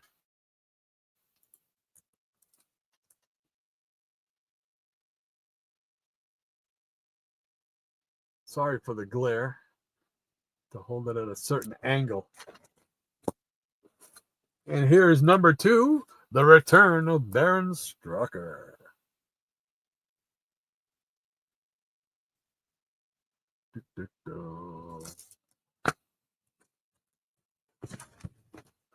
And number 3, 2 Against Hydra.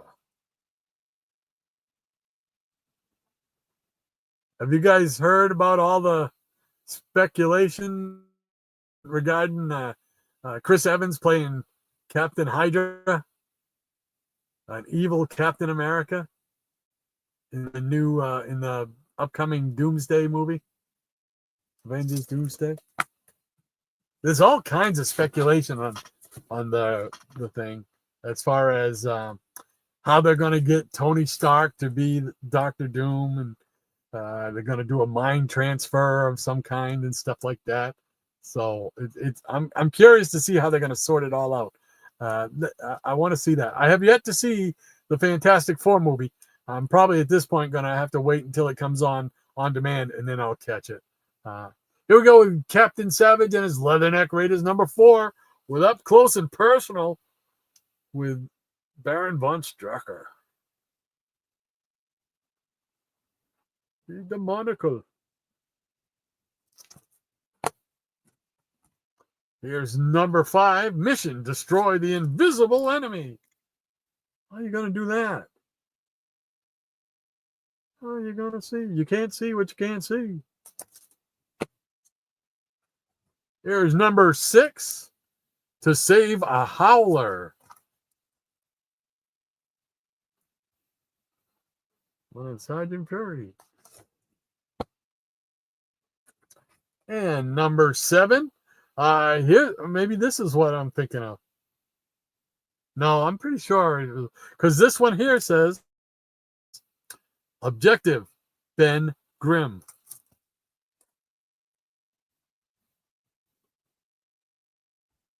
So Ben Grimm must have a prominent piece in this story.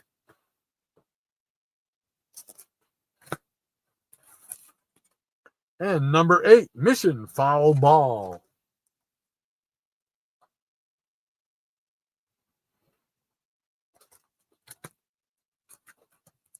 Here's #9, and they changed it. They changed the logo and everything from Captain Savage and the Leatherneck Raiders to Captain Savage and his Battlefield Raiders.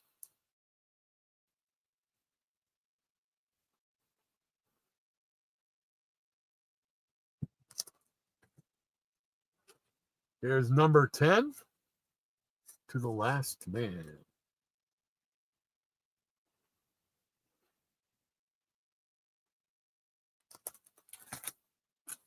Again, this is another one of those series that isn't going to break the bank if you're trying to collect it. Here's #11, guest starring Nick Fury, Sergeant Fury.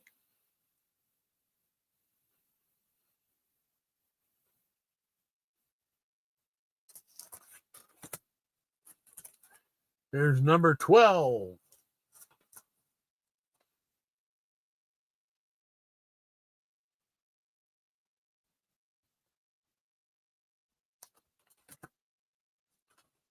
One thing I always love about the Marvel comics, that really, whenever I see a Silver Age book.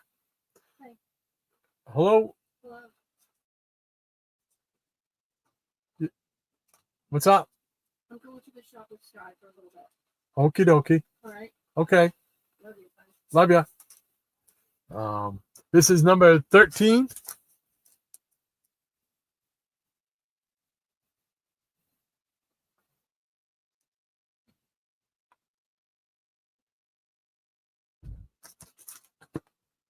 Alrighty. And #14, Savage's First Mission.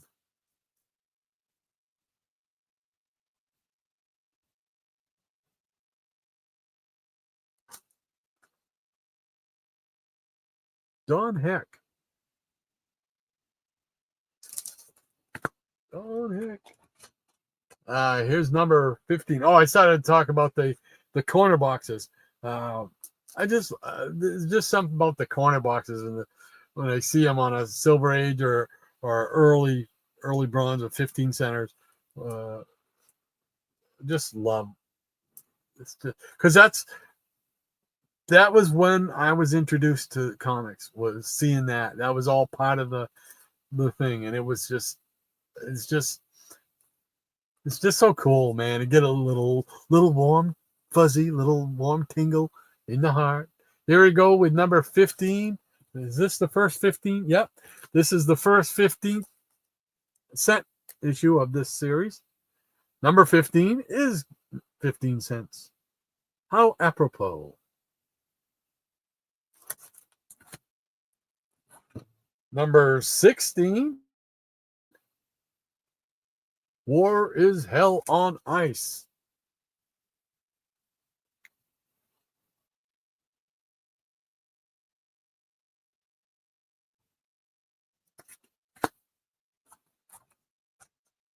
Number 17, The Guys, the Guts, and the Glory of the War in the Pacific.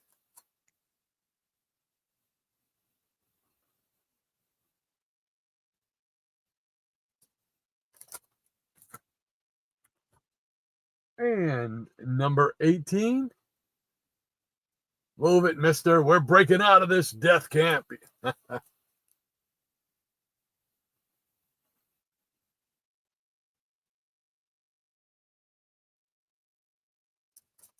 And the last one in this series, number 19, They Served in Silence. I like it. It's got that split cover, which harkens me back to those great Silver Age series like Tales to Astonish and Tales of Suspense and stuff like that.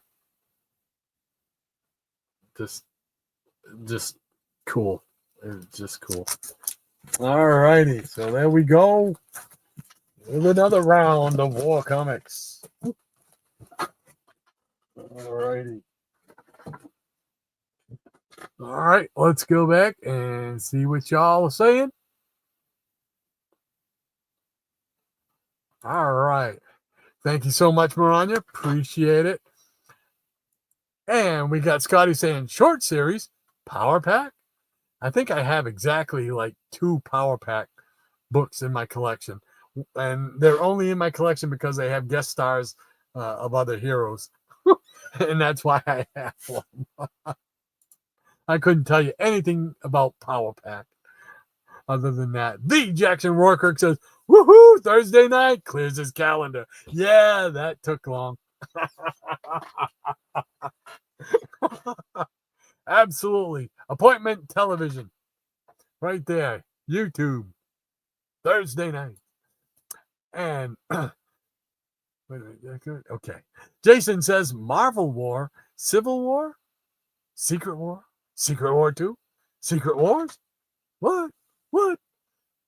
I think it's gonna be in Doomsday? Yeah, I think.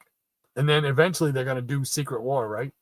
Because I've seen little hints and stuff about Spider-Man getting the symbiote and wearing the black suit and that whole thing.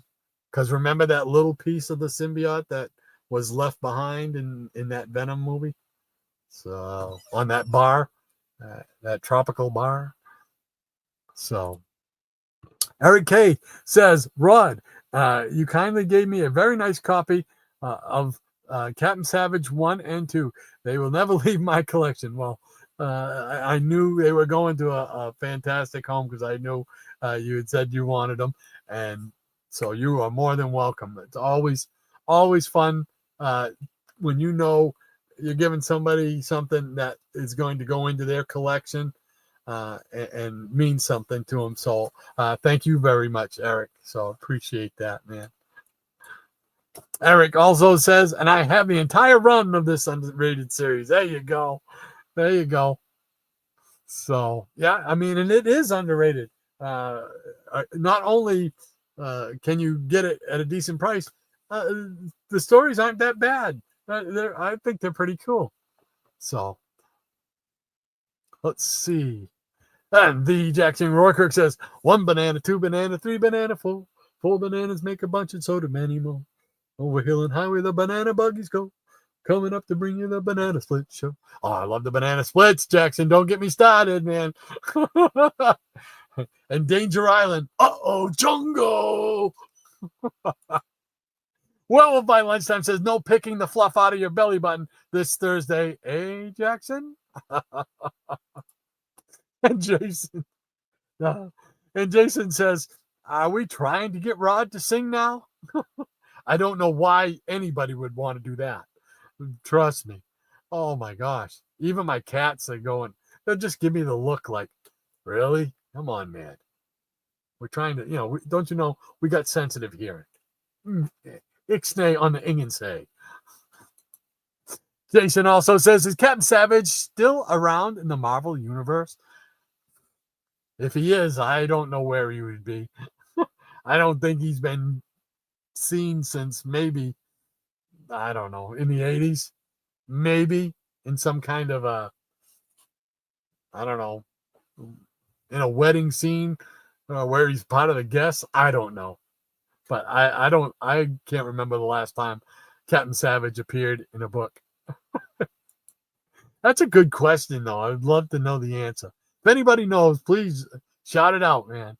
Scotty says, all these comics remind me of G.I. Joe. I really wish the Sergeant Slaughter's Marauders would have sold better in the 90s.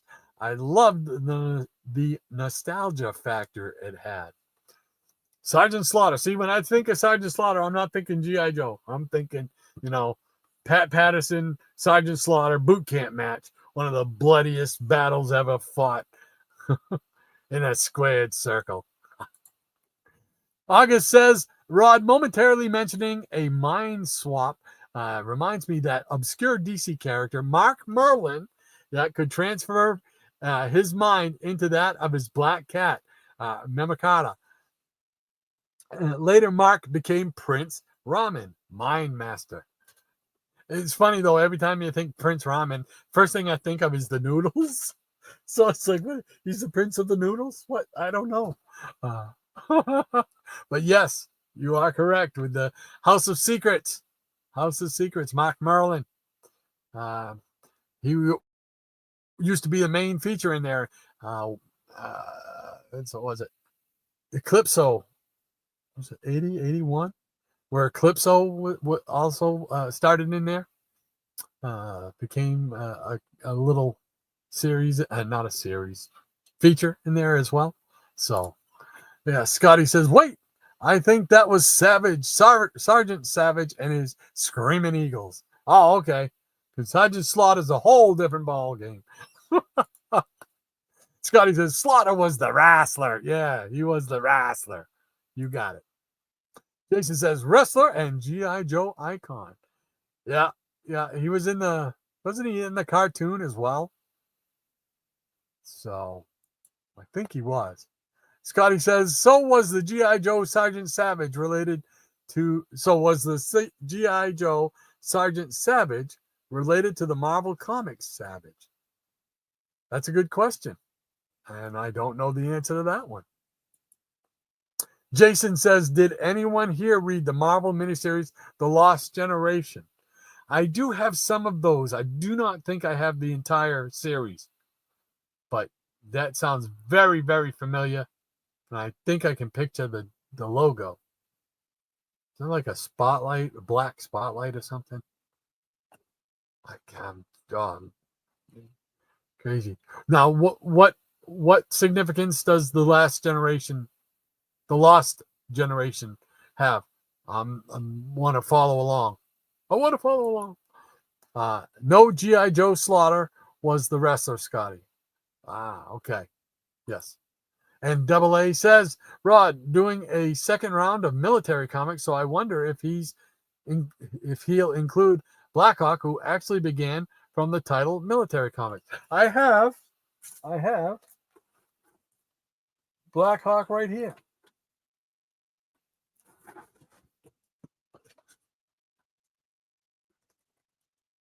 Well, I thought I had it right there. Thought it was right in the front. There we go. All right. Well, I got more of them than I thought. Holy cow. Okay. Oh, come on, guys. There we go. So, yes. All right. The next round, it's going to be Blackhawk. Back to DC. So, I got a good little stack of them. So stay tuned, Double A. And Scotty says, I only brought up Power Pack because they are short. Yeah, I know they're little kids, right? So that's all I know. And they had funky costumes, like polka dotted costumes or something. It was just weird. It just didn't connect with me, so it wasn't. I don't think I was the audience they were looking for. Maranya says, August, you and Rod would both like last night's reading on the Geeky Puppet Show. Giant size Fantastic Four 1. Oh, I have to go and watch. I've missed quite a few of them. I've got to go back and look at some of them because you guys I know you've done a lot of books a lot of stories that I would like to see done. Now, you guys do it differently now, right? It looks like the was it Mystery Theater 2000 or 3000 or whatever it is. It's got like a different aesthetic to the look, and you're going by panels now, if I'm not mistaken. So just let me know. I think if I have it right.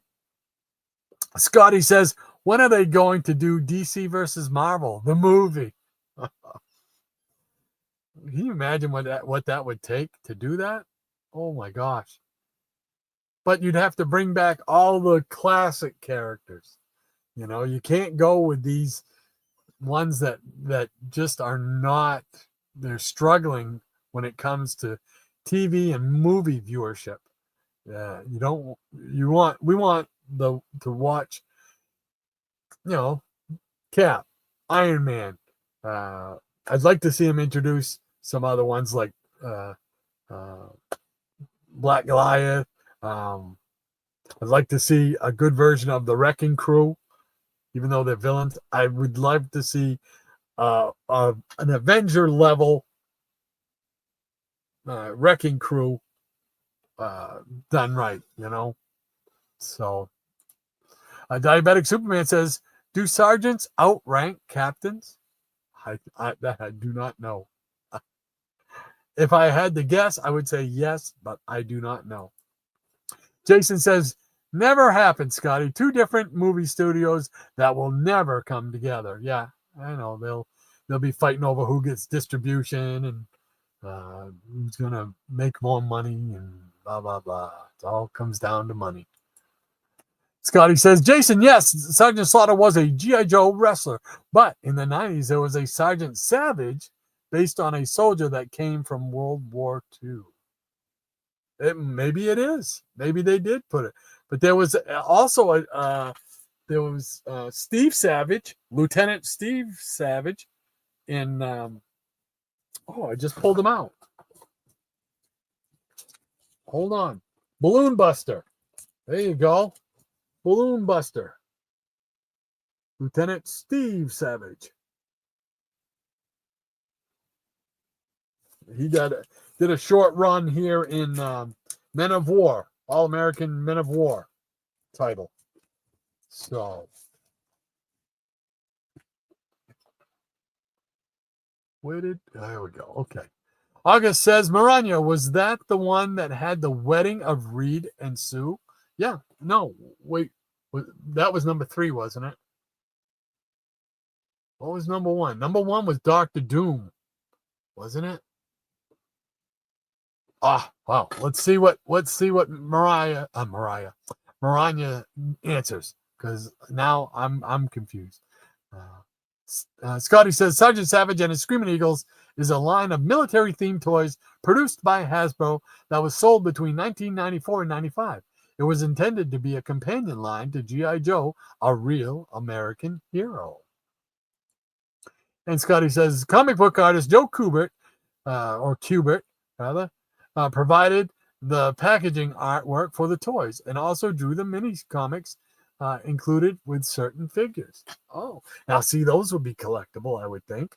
The mini comics. That's neat. So I may have to try to hunt those down, because I mean, anything with Joe Kubert, I keep wanting to say Kubert is cool with me. Jason says, I'm honestly not sure, Scotty. We'll have to Google that. Scotty says he was essentially Sergeant Fury mixed with Captain America that was in a cryo sleep after World War II. And Jason says, my lyrics for you to sing disappeared. Oh, I mean, did you send some lyrics for me to try and Warble? You know that's a dangerous thing, Jason. Marina says, no, that is a different issue, August. Hint, Rod's favorite Marvel character is in it. And we all know who that is. Werewolf by Lunchtime says, shake it up, baby, now. Shake it up, baby. And Scotty says, yep, that popped into my mind. Prince of quick and cheap noodles. There you go. There you go. Prince Ramen. And Jason says, I think, Rod, it was the Tomorrow. Oh, the from the Kingston Trio? That's a great song. I love that song. That's on my Spotify power rotation list. So, yes, Tomorrow. I'd love to go tomorrow. Can I go today? Great. If that's what it is, Tomorrow by the Kingston Trio. Yeah. Count me in. Jason also says, Rod's favorite character, Maranya? Wally West. She said Marvel. I don't marvel at anything, Wally West. No. No, Wally's not too bad. I give him grief. Jason says, so the reason I brought up Marvel The Last Generation, Rod, is they brought back one of the characters in this week's issue of Doctor Strange. Who did they bring back?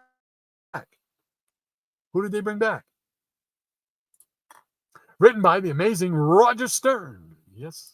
I want to know who they bring back. August says, yes, Rod, correct. Eclipso began in House of Secrets. Yeah, I think it was like 80 or 81, if I remember correctly. But then again, don't trust my memory. Jason says, drawn by the phenomenal Ron Lim. And Marina says, I personally would love to see the real Captain Marvel from DC versus the real Captain Marvel from Marvel, named Monica Rambeau. Oh, no, you didn't do that, Marina. No, my Captain Marvel from Marvel is Marvel. With the silver hair, not even the blonde hair. I want the silver hair. Give me the silver hair guy. Silver hair for the Silver Age. And wait a minute. Isn't Monica Rambeau, isn't she Photon or something like that now? Isn't she Photon? I could be all wet. Who knows? And Crazy Hungarian Joe, he says, I would love to see a full-blown downright fight between Superman and Thor. Can you imagine? I mean, that would just be cool. That would just be too cool. You know? Or I've seen somebody's done like, I don't know if it's AI or what, Superman versus Hulk, which is pretty cool, but I would still love to see a CGI done version in a big screen movie. Oh, that would be cool too. So yeah. Oh, there's so many that I would want to see. And then I want to drag it right out to get down to the second and third tier characters, like seeing the Creeper versus, I don't know, pick somebody in Nighthawk or somebody like that, or Gargoyle guy from the Defenders, against the Creeper, or Etrigan against them, Etrigan versus Son of Satan or Ghost Rider, there's all kinds of just matchups I would picture in my head. Not just all the big names, but also some of the second and third bananas. Scotty says, no, sergeants do not outrank captains. In military hierarchy, captains are typically higher ranking officers than sergeants. There you go. Definitive answer right there. That's why I told you, don't listen to me. What do I know? Scotty says, sergeants are non-commissioned officers, while captains hold a commissioned officer rank. Oh, okay.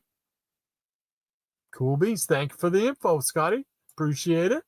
Jason says, yes, sir. Give us a real wrecking crew and real Guardians, too. Please. Starhawk, please.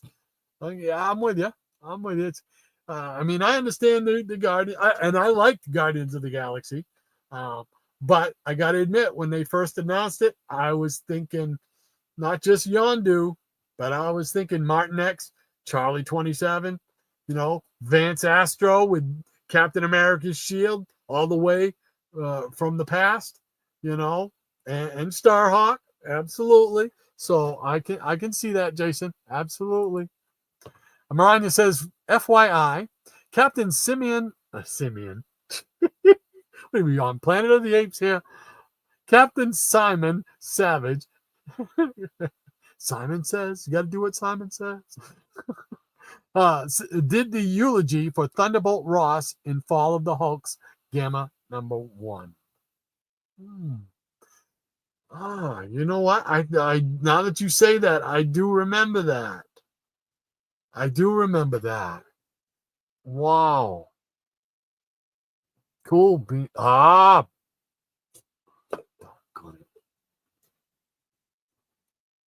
potato, hot potato. And Diabetic Superman, thanks, Scotty, he says. And Robert Harrison says there were 3 witches in the Wizard of Oz movie. What happened to number 4? I do not know. Wasn't she dating the Tin Man? I don't know. I don't know. Or maybe she was dating maybe it was the mayor of Munchkin Land. She had a thing for short guys, I think. Not sure. Scotty says the Sergeant Savage line is pretty cheap on eBay, except for the vehicles. There you go. In case anybody's interested in picking some up, there you go. Werewolf by Lunchtime, he says, I remember Joe Kubert on the Atari, or was it Kubert? I think it's been established that it's Kubert. I think. Eric K., I know you're out there. I need you to tell me, am I right or not? Let me know. And Scotty says, T.O. Morrow, the man who made Red Tornado? Could be. No. Excuse me. Maranya says, Kubert, werewolf. There we go. And Jason says, Maranya, so someone looked it up to have his character do that eulogy. Probably. Somebody dug into a little bit of history, military comics or military history in the Marvel Universe. And Robert Harrison says, no Don Blake in the Thor movies. Saving money? That always bugged me. That bugged me, you know. I wanted to see that dynamic of a crippled up doctor striking his cane, and then boom, he turns into Thor. I wanted to see that. I know they did the little thing with the name tag and used it briefly as a little. That was just like a little. Okay, we'll pacify the old farts, the diehards. We'll mention Don Blake, you know. But I really was bummed about that, and I loved the first Thor movie. I really liked the first Thor movie, but I really wanted to see the Don Blake. But that's just me, and they don't make them for me. Scotty says it was on ColecoVision, Werewolf. And Jason says, yes, Rod, I had to put lyrics to the song Tomorrow by the Kingston Trio for you to sing. I do. That's one of my favorite songs, not just by the Kingston Trio, but it is one of my favorite songs because it's such a play on words with it. If anybody out there ever knew it, Morrow is the name of a town, and this guy wants to go tomorrow, but he wants to go today. And the guy who's at the train station going to give him the ticket keeps messing it up. How can you go tomorrow today? You can only go today, you know, or you can't make it today because the train is a mile upon its way. So now you can't make it, you know. So it's a fun play on words in this exchange throughout the song. It's if you get a chance, check out Tomorrow by the Kingston Trio. I think you'll get a kick out of it. Werewolf says, yeah, I know, Maranya. I was just being funny, as usual. I see Jackson Roy Kirk. And Werewolf says, and Atari, Scotty. Yes. Scotty says, Monica was the girl in Avengers in the 80s. Oh, Monica Rambeau. Yeah, no, I think I'm thinking of the right one. Wasn't she Photon? Didn't she wind up being Photon? Jason says they brought back a character called the Black Fox, one of the new characters originally introduced in Marvel in the Lost Generation. The Black Fox. I don't recognize that, but the Lost Generation.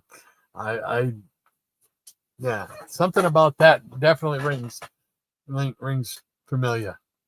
Werewolf says Monica's first appearance was in Spidey's annual. Monica's first appearance was in Spidey annual Maranya. He's asking, and Scotty says Creeper definitely got merged with someone in the Amalgam comics. Yeah, I can't remember who it was. I don't think it was Ghost Rider. And Werewolf says 18. I'm sure I have it. I'm sure if I have it. Or are you not sure you have it? Maranya says, checking in on that, but I believe so, Werewolf. She has drawn Ha-cha-cha in a bikini in her first appearance. And Double A says, all that talk of cryonics reminds me of that 1970s film of a man put into cryo. I keep wanting to say cryo, raggy, cryo. But to do that, all his blood had to be drained out. So when he revived, he became a vampire. Can Rod recall the title? Is it the Omega Man? It's not the Omega Man.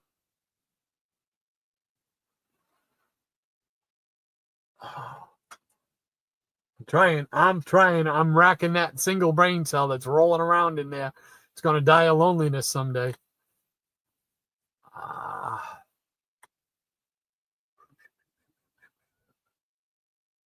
I want to say Omega Man, but I could be all washed up on that one.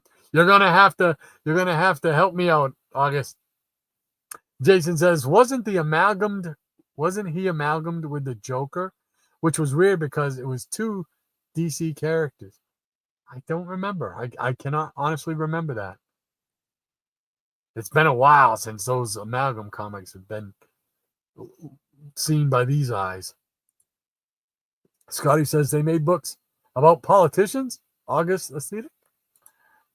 And Werewolf by Lunchtime says, cool beans. You said cool beans, Rod. 20 push-ups. No way.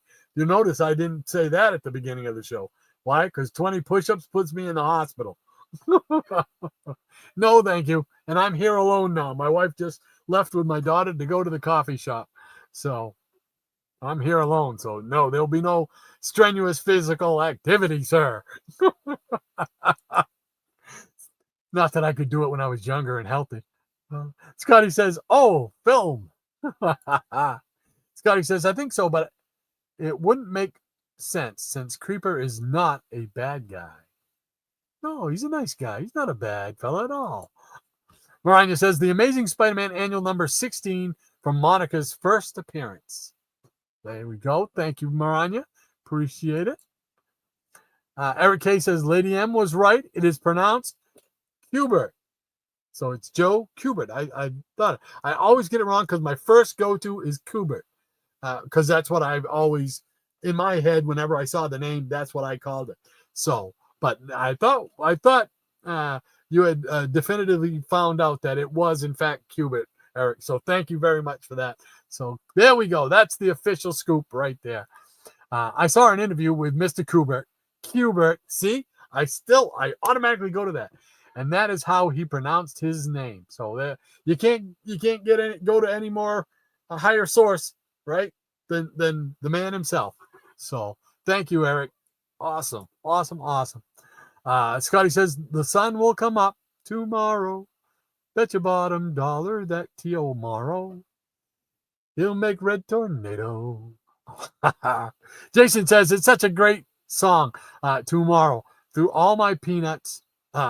Though all my peanuts, please look up. So all my peanuts, look up the Muppet version. Oh, the Muppet version. They did a version of it? I didn't know they did a version of that. Oh, man. I will definitely be looking it up because I love that song. I love that song. My wife does too. When it comes on in the car on the playlist, man, it's like It's just a peppy tune, and it's so funny the way the guy's getting mad, and it's like, listen, what are you some kind of joker? What are you trying to do here? I just want to go tomorrow. Well, you can't go tomorrow today. It's great. It's great. You guys will get a kick out of it, seriously. Miranda says, yes, they keep doing Monica dirty, and as soon as she got a hero name, someone stole it from her, including Photon. Oh, really? So she's no longer Photon? She's something else now?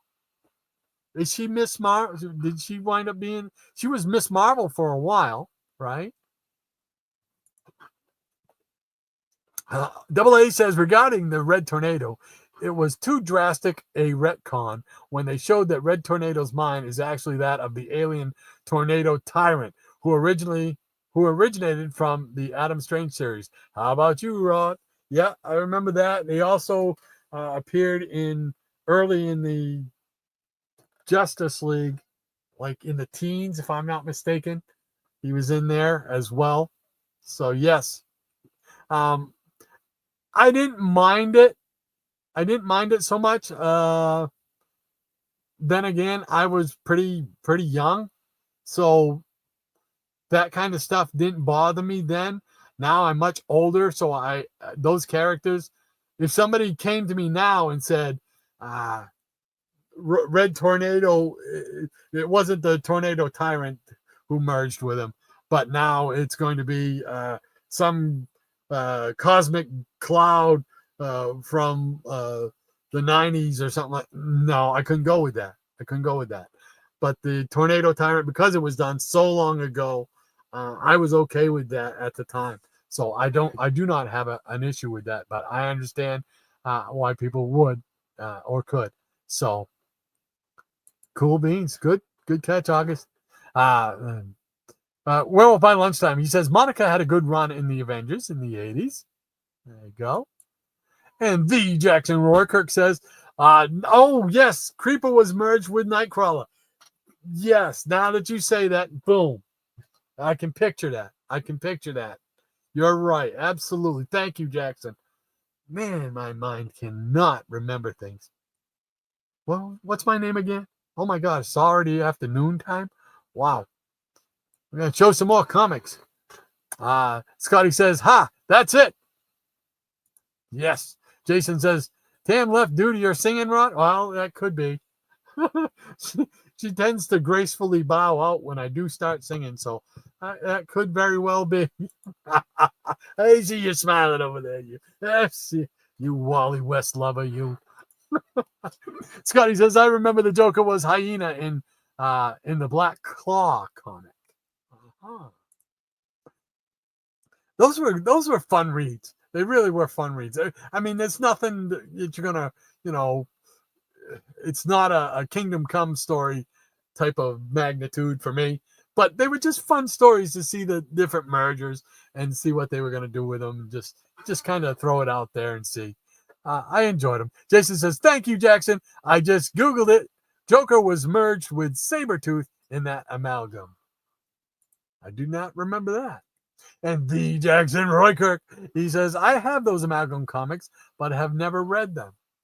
I read them when they first came out, so that tells you how long ago, because they were read, and then they were bagged and boarded, and into the box they went. And I don't think they've been out since. Maybe I've shown them once since I've been doing this, but I wouldn't even swear to that.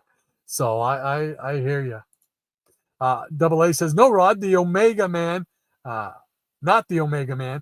The cryonic vampire I'm thinking of was a made-for-TV movie, not theatrical. Made-for-TV movie. Oh, man. I'm trying. Made-for-TV. So I'm trying to think of all the movies of the week, ABC movie of the week, NBC movie of the week. And I can't remember one that had a vampire.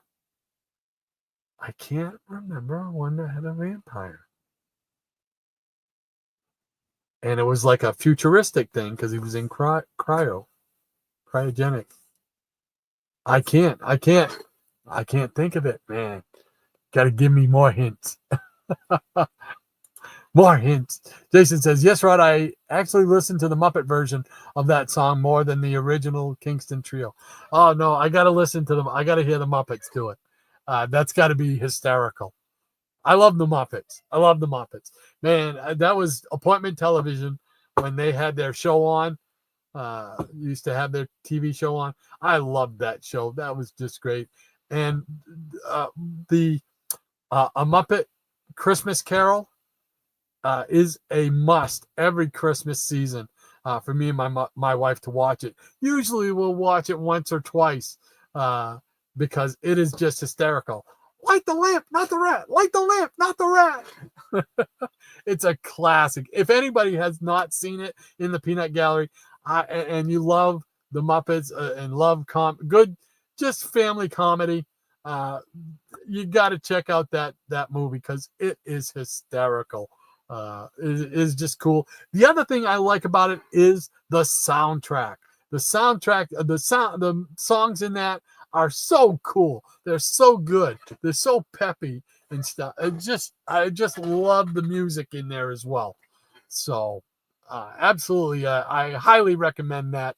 That is in my, if not my top 5, my top 10, one of my top 10 favorite movies all time. Not just this time or that time, all time. Scotty says, oh, you are missing the best fun on paper ever made, Jackson. And Jackson says, last week you said I could do a show next week, but it's not next week, is it? It's this week. I know. It's like tomorrow never comes, right? Because tomorrow, when it gets there, it's always today. I hear you. Why so serious? Maranya, she's laying down that's for the Muppets version of that. Oh, thank you, Maranya. Thank you. I am definitely going to watch that. I know I sound like a broken record, but man, tomorrow, that is a great song. A really fun song. I love songs like that usually have a little play on words and stuff like that. So, and they did not disappoint. Kingston Trio did not disappoint. So I am really anxious to see the Muppets. Love the Muppets. Of course, that takes you right back to what? Sesame Street, of course. And I grew up when Sesame Street was just starting out. They used to wheel in the TV into class into like, what was it, 3rd or 4th grade, and they'd wheel that in. We saw them wheeling that in, the principal wheeling that in. It was like, oh, we're going to get a break from doing math or whatever we were doing that day. We're going to get to watch some TV. It was that. We used to get to see Sesame Street, and then we'd get to see, I remember in 5th grade, we used to get to see Electric Company. The Electric Company. And what about Naomi? And Jason says, agreed, Scotty. Those amalgam comics were amazing fun. Yes, they were a fun read. They really were. Jason says, thank you, Lady Maranya. And Maranya says, there's only one amalgam book I want. And I would think that's the Iron Lantern. If I had to guess. Right.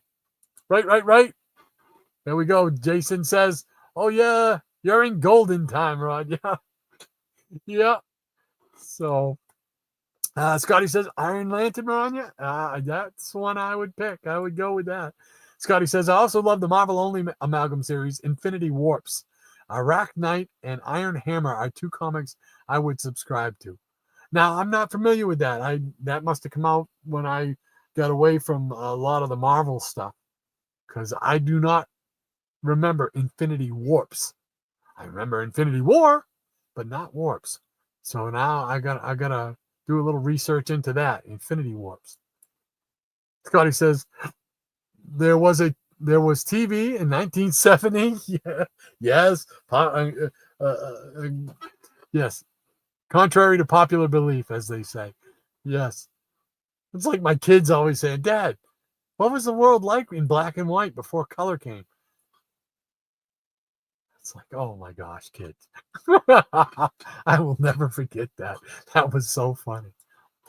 Jason says, I remember being shocked when Doctor Strange Fate lifts his helmet and it ends up being Charles Xavier. Spoiler alert. Whoop, whoop, whoop, whoop. And Maranya says the movie was Chiller. Oh, is that the movie that August is trying to tell me about? Because I don't recognize that title. Chiller. Is that it? Is that what that is? Jason says, see, we watch Muppet Family Christmas every year, and it's so hard to find now, even though I own the DVD. It's become hard to recommend. It becomes hard to recommend to people. Why does it become hard to recommend it to? Oh, because you can't find it anywhere? Because I know you can get it on demand. Usually you can get it on demand. You might have to pay $5 for it or whatever, $5.99. Unless it's one of those ones like the Peanut ones, all those Peanut shows, Charlie Brown, they all belong to somebody, Amazon or Prime or somebody. So in order to watch those, you have to subscribe to them. And it's just like, no, I'm not gonna. Geez, if I wanted to watch all the shows I want to watch, I'd be in 20 different streaming services. No thanks. I'm not gonna do that. That's what's like, just on a little side thing. WWF or WWE spreading themselves out on all different kind of platforms, making you pay for all these different platforms to see their pay-per-views or their Monday Night Raw or the SmackDown or whatever, No, it's not going to happen. And I think it's going to backfire on them. I think they're going to drive their audience away. I think the audience is going to gravitate to AEW or some of the other ones that you can get like on YouTube, like Maple Leaf Wrestling or not Maple Leaf Wrestling, Major League Wrestling, the NWA.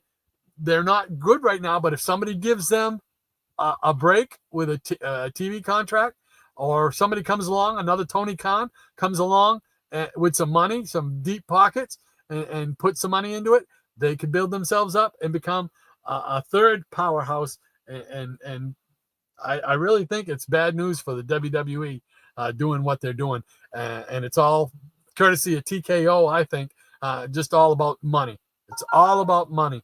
I mean, I understand you're in business to make money, but come on, tickets that cost us $100 2 years ago, now going like $500. Come on. All right, that's my rant for today. I'm done with that. Okay, Jason says it was black and white TV in 1970s, Scotty. No, we had color. We had color, Dad. Well, by lunchtime says Beaker's face is the face Jackson pulls every time I mention Daddy's sauce. I can't get my voice that high. And Mr. Beaker, and I love him, all of them guys. August says, Jason, if Doctor Strange and Dr. Fate are separately considered, then who would be more powerful? I would say Dr. Fate because of Naboo being a god. My opinion. There you go. That's an interesting debate you can have. I could see points for both. Jason says, August, most of my time I do say Dr. Fate is more powerful, but once in a while they'll show Doctor Strange really going another level. Level up. Headshot. Level up. Scotty says Infinity Warps was around 2018. Oh, wow.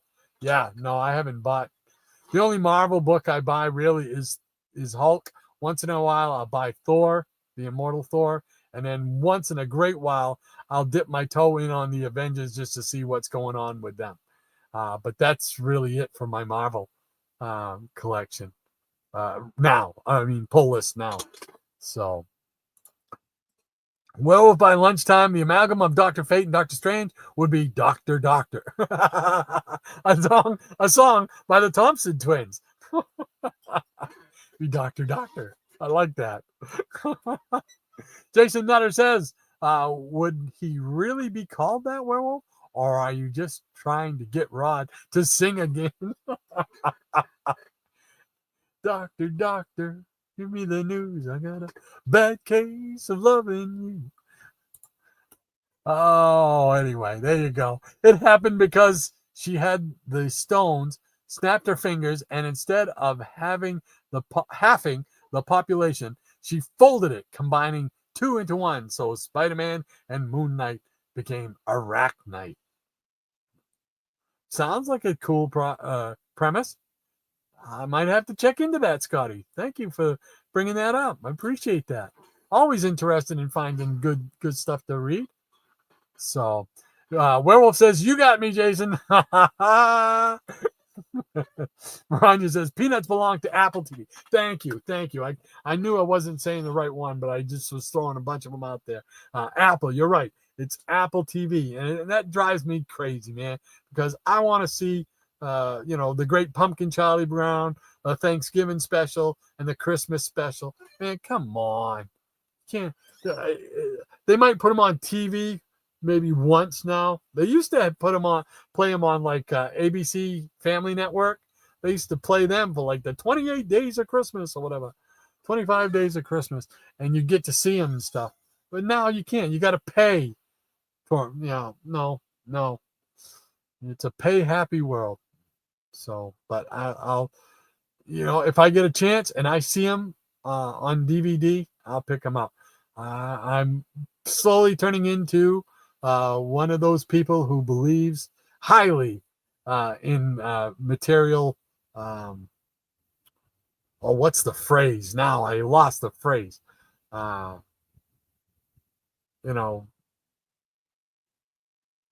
Movies, TV shows, and stuff like that. Buying them on DVD so you can have them. I am really. I really shouldn't say I've been that way for a couple years now. Anyway. But even more so now because otherwise you're going to have to pay somebody to watch these great shows.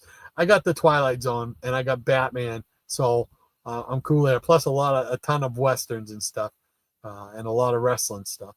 So I'm pretty well set. But there's still things that I want to get. I'd love to get the Monkees, the TV show, the Monkees. I always enjoyed that. But. Oh, well. Can't always get what you want. No, I'm not going to sing that because I'm not a big Rolling Stones fan. I'm sorry. Jason says, actually, you can't get the one I'm mentioning on demand, Rod. It's called Muppet Family Christmas, not Muppet Christmas. Oh, okay.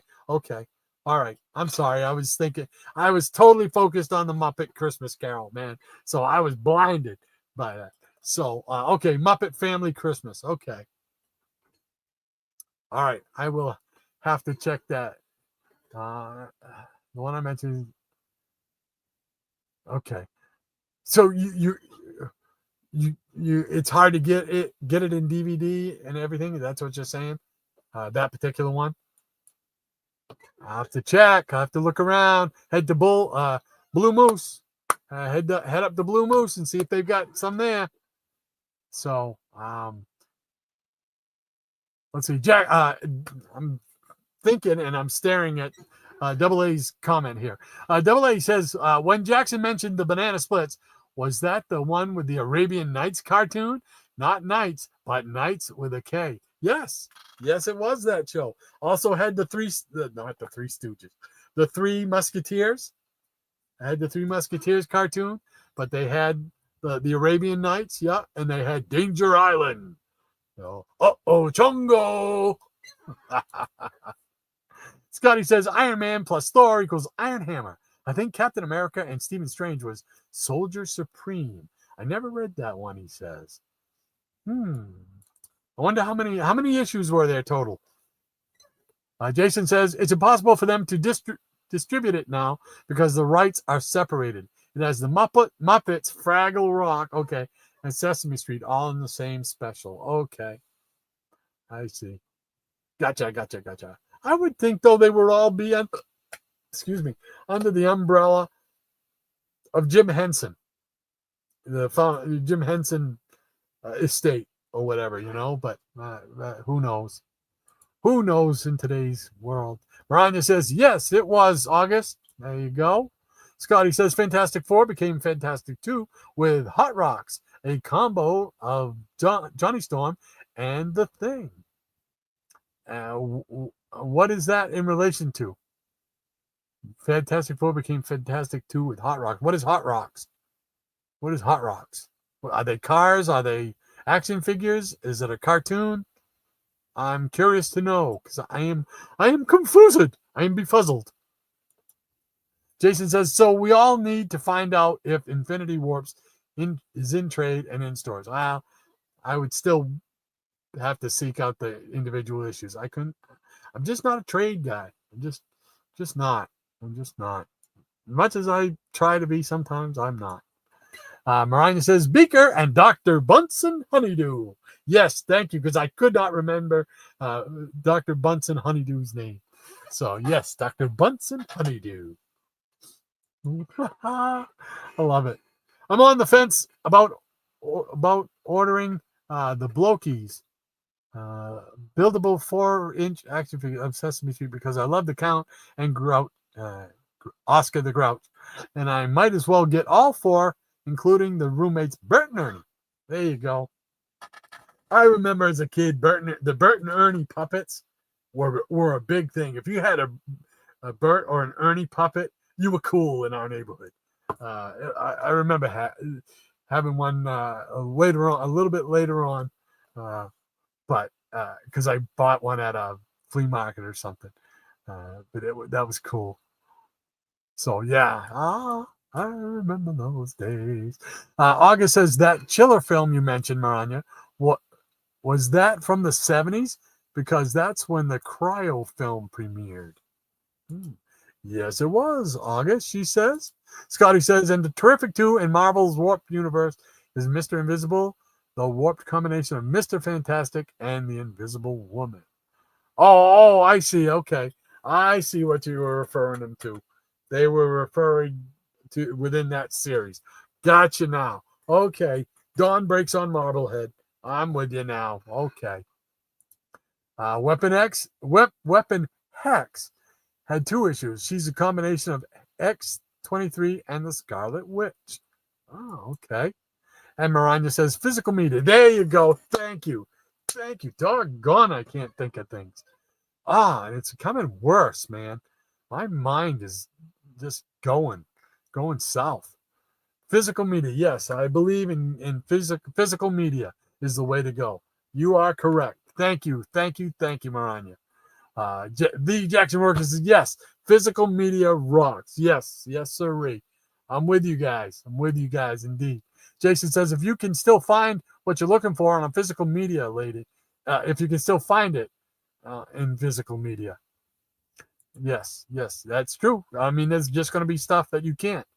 Luckily, a lot of what I want and would enjoy watching over and over, I've got. So, and my son is a big, he always says to me, he's a big physical media collector. But he gets stuff like Aqua Teen Hunger Force. I'm sure there are some of you out there who know. I just don't get it. We had a big discussion about it yesterday. We were driving to and from his apartment down here and stuff, and we had a big discussion. And I've watched a few episodes. I don't get it. I don't get it. Then again, I couldn't suffer through Birdman, Harvey Birdman. What did they do to my beloved Birdman? They made him a joke. But I got to admit, at least that series, I kind of enjoyed the guest stars that they used to have. They'd have somebody show up from we'll just use the Great Gazoo would show up from the Flintstones history there or whatever, and he'd be a pot fiend or something. It was cute in that kind of aspect way. But I really digress sometimes. Scotty says, yes, I buy series on DVD because I hate commercials and I don't like when they changed the media, like E.T., the FBI got their guns turned into walkie-talkies? Really? The FBI show they morphed the guns into walkie-talkies? That's whacked. Werewolf by Lifetime says, I have Batman 66, yes, and Bionic Woman, Scooby-Doo, and Tom. I think I have a couple of Scooby-Doos because I wanted to get the Scooby-Doo movies with Batman, because I remember that, man, when that came on in the preview show, the fall preview show came on, and they said, yeah, they're going to have guests like the Harlem Globetrotters and Batman and Robin. I'm like, I'm there, because we had suffered through a short period, but it seemed a lot longer, 2 or 3 years from 69 to like 72 or 73 without superheroes on Saturday morning. Why? Because the parent teachers thought they were too violent and teaching kids to be violent. Get out of here with that noise. Where's the parents? That's what I say to that. Where's the parents? So, because never once did I think of going to drop a rock on my brother's head or something. God, what? Come on, common sense. Come on. Oh, okay. That's my only other rant. So, Jason says, hey, we're the monkeys.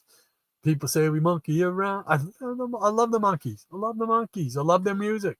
And I know they take a lot of flack. Oh, they weren't real musicians. All that. That's cool. I accept them for what they were. And whatever, they were entertaining. They were entertaining on TV, and the music, even though there was a lot of what do they call them? Stage musicians, or not stage musicians. There's another term for it. So you guys are going to have to help me out. But, like people that would just come in and play, and there's a lot of people that just came in and they were professionals, but they would play on different records and stuff like that to fill them out and stuff. And I don't care. I love the music and I love the show. I just don't care if they're not, quote unquote, real musicians. So I'm sorry. I don't. But I am ranting a lot today. Werewolf says, and Jerry. Tom and Jerry, yes. And Werewolf says, plus 100 CDs and a back-breaking amount of vinyl. Holy moly. You've got 1,000 plus CDs? Woo! And I'm not yeeting. I'm giving respect here. Wow, that is a lot. We probably have maybe a couple hundred. But 1,000 plus? Woo! Hats off to you, sir. And the back-breaking amount of vinyl. We don't have a whole lot of vinyl. I was never a big vinyl collector back in the day, because I put my money into comics. And that was where I spent my money. Although I did buy like the Beach Boys and ABBA, Kiss, Ronnie Millsap, the Statler Brothers. I still have the first record I ever played. I still have that first record. It belonged to my parents, and I have it. It's Montana Slim, also known as Wilf Carter to those in Canada. He was a very popular Canadian country western singer. And it was an album of his. It's got Old Shep on it, one of my favorite songs, along with the fate of old Strawberry Roan, a story about a horse who racks himself up and gets whacked because of it. But I still have that record. Someday I'll have to bring that down and show you.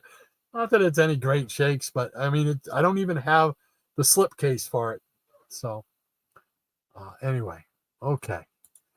Scotty says, oh, sorry, I was just sharing the characters of Infinity War. Oh, no, thank you for that, because it's something I was never on my radar, so I'm interested in it. So I'm going to go do some research and see if I want to pick some up. So Double A says, Maranya, I remember the Arabian Nights had that donkey who could spin like a tornado. I think there was another cartoon that had a flying camel, right? Shazam had Kabubi. the flying camel. Yes, sir. Shazam. Part of the world of Hanna-Barbera's world of super adventure. Love it. Oh, that was those cartoons. That's my wheelhouse right there, man. 66, 67, 68. Yes, sir. Yes, sir. In my mind, and probably only my mind, they were the best cartoons ever made. And that's strictly because I have a nostalgic love for those things, and they help shape my morality. The good versus evil.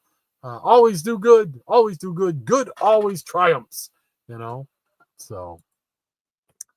Jason says Jim Henson sold the Muppets to Disney. Okay.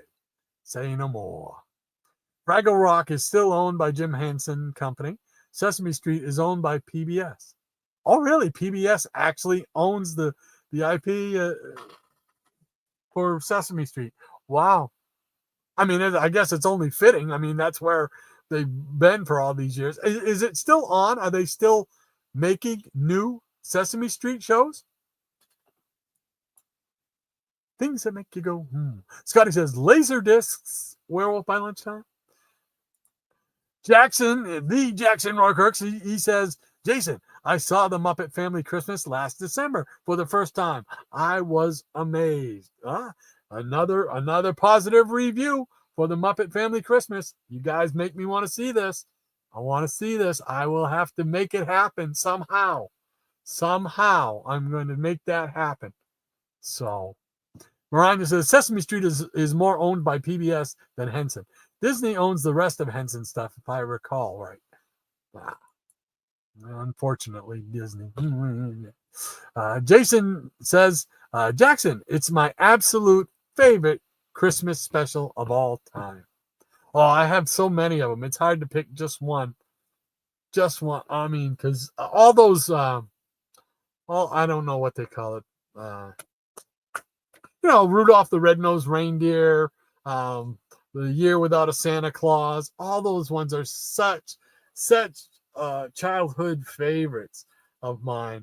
And the music that goes with them. I have a Christmas playlist that I made on Spotify, and I put in that along with Dean Martin and Bing Crosby and Robert Goulet and Andy Williams, the Carpenters, all those greats. I put in the songs from the soundtracks of those shows. It's a difficult responsibility when you accept from the number one lawmaker me. The songs like that. I just love those songs. I'm Mr. Heat Miser. I'm Mr. Sun. Just great stuff. So it would be very, very hard for me to pick a single favorite. Boy, that would be, oh man. Gun to my head, man, they'd probably pull the trigger. Scotty says, I had the Ernie puppet and my neighbor had the Bert puppet. There you go.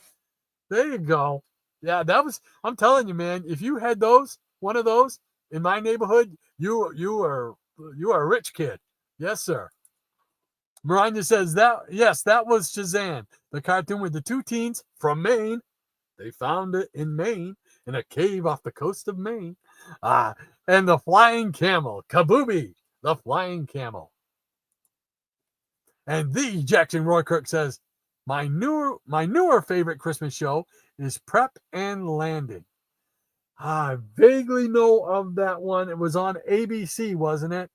And it was like elves, something to do with Santa's elves, something like that. I can't say as I've seen it, but I do know of it. Scotty says, Olivia Newton-John loved the physical media too. She sang about it. Let's get physical media. Werewolf by Lunchtime is 110 degrees Christmas time in Oz, so it never feels like Christmas. Yeah, that's got to be weird. I mean, it can't be weird if you're used to it and you lived there all your life, so you're used to it, I'm sure. So to those who have done that, It's probably just another. Oh, this is Christmas. This is how Christmas is. Yeah, no biggie, you know. But yeah, for us, especially us up here in the north, man, we you don't. There's rarely does it go by that we don't have a white Christmas, because we get our fair share of snow up here, way much more than I care for. But yeah, it would just. We've had a couple of Christmases where we didn't have snow, and yeah, it just seemed weird. But to me, I was thinking, yeah, if I want snow on Christmas, I can look at a picture. I'm fine with that. I don't have to shovel the picture. And Werewolves by Lunchtime says approximately. And Scotty says, so the man in the red suit isn't Santa, but someone with the same letters? I do not know. Jason says, Werewolf, you live in Oz? Can you grab me a lunchbox from one of the trees? Werewolf says, the man in the red suit slides down our chimneys through sweating so much, Scotty. It's all kind of lubricates the chimney. There you go. Absolutely. Old Santa Claus. Come on, Santa. Jason says, and the essential Christmas watching list, Muppet Family Christmas, Garfield Christmas, and Arthur Christmas. I think I've seen Garfield Christmas. I don't remember the Arthur one, although we might have seen that when the kids were much, much younger.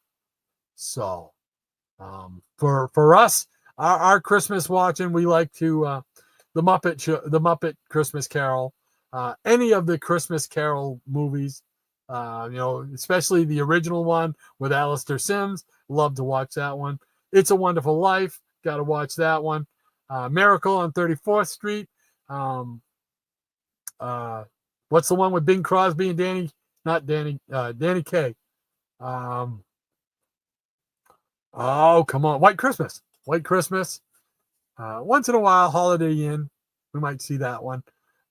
There's another one that was made. It was not a Hall of Fame, Hallmark movie called Crazy by Christmas. Crazy for Christmas with Howard Hessman on it, and that's a really good one. Although I don't know if that's on DVD. We have to try and hunt it down every Christmas, but usually Hallmark will play it at some point. So those are just some of the ones that are on our Christmas watch list. Plus all the Rudolph the Red-Nosed Reindeer and all those kid ones that you used to watch, those half-hour and hour ones, specials. The Nestor the long-eared donkey, and the Little Drummer Boy, and all those great childhood classics are on our viewing list. Double A says, okay, Maranya, I remember the two teens had rings they could connect together to summon a genie. Yes, that's it. Shazam! They got the rings out of a treasure chest in a cave in the coast of Maine. Yes, sir. Again, something that attracts me to rings. I don't wear a whole lot. I just wear my wedding band. But I have a fascination with rings. I do. I just do. And Scotty says, I don't know. I have often wanted to paint a tunnel on a wall and see if a car would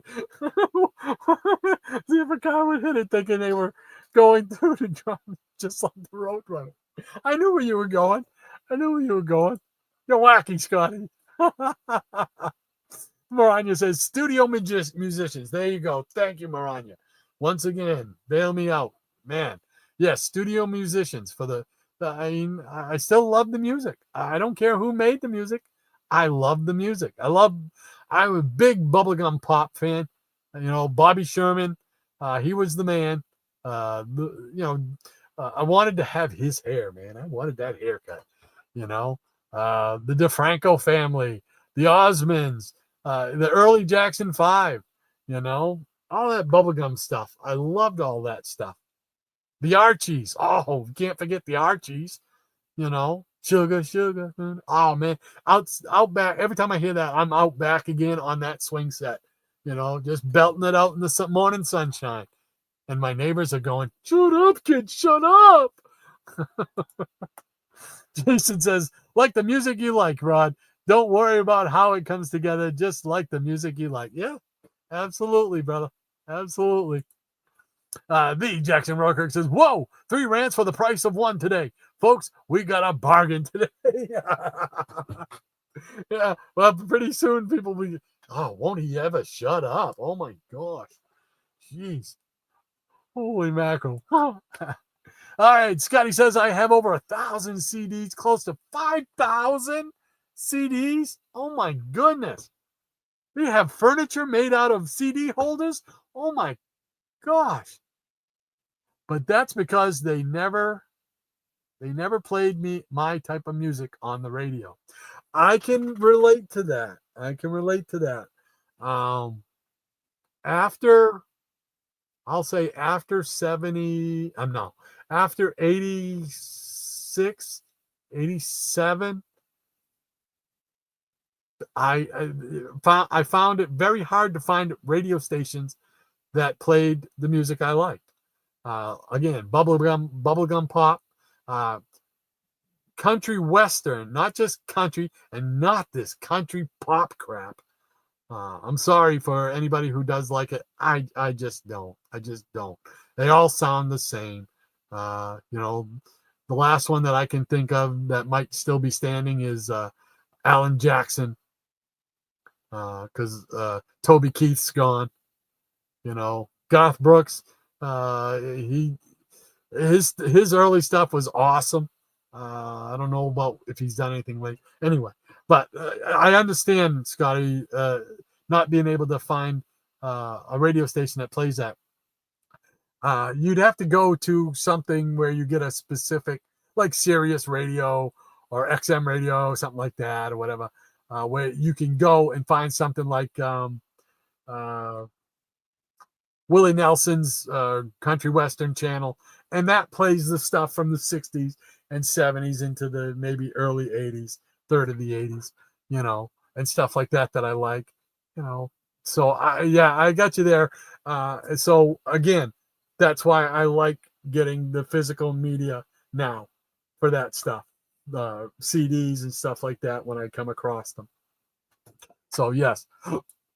Robert Harrison, he says, you're talking about the Wrecking Crew. They played a lot of records. The Monkey, excuse me for the hiccups. Oh, man. You're talking about the Wrecking Crew. They played on a lot of the records, the Monkeys included. Oh, cool. Okay, the Wrecking Crew was the studio musicians then. Yes. Okay, I gotcha. Yeah. But I just love the music. And later on, I liked the stuff that Michael Nesmith did on his own. Joanne, her name was Joanne.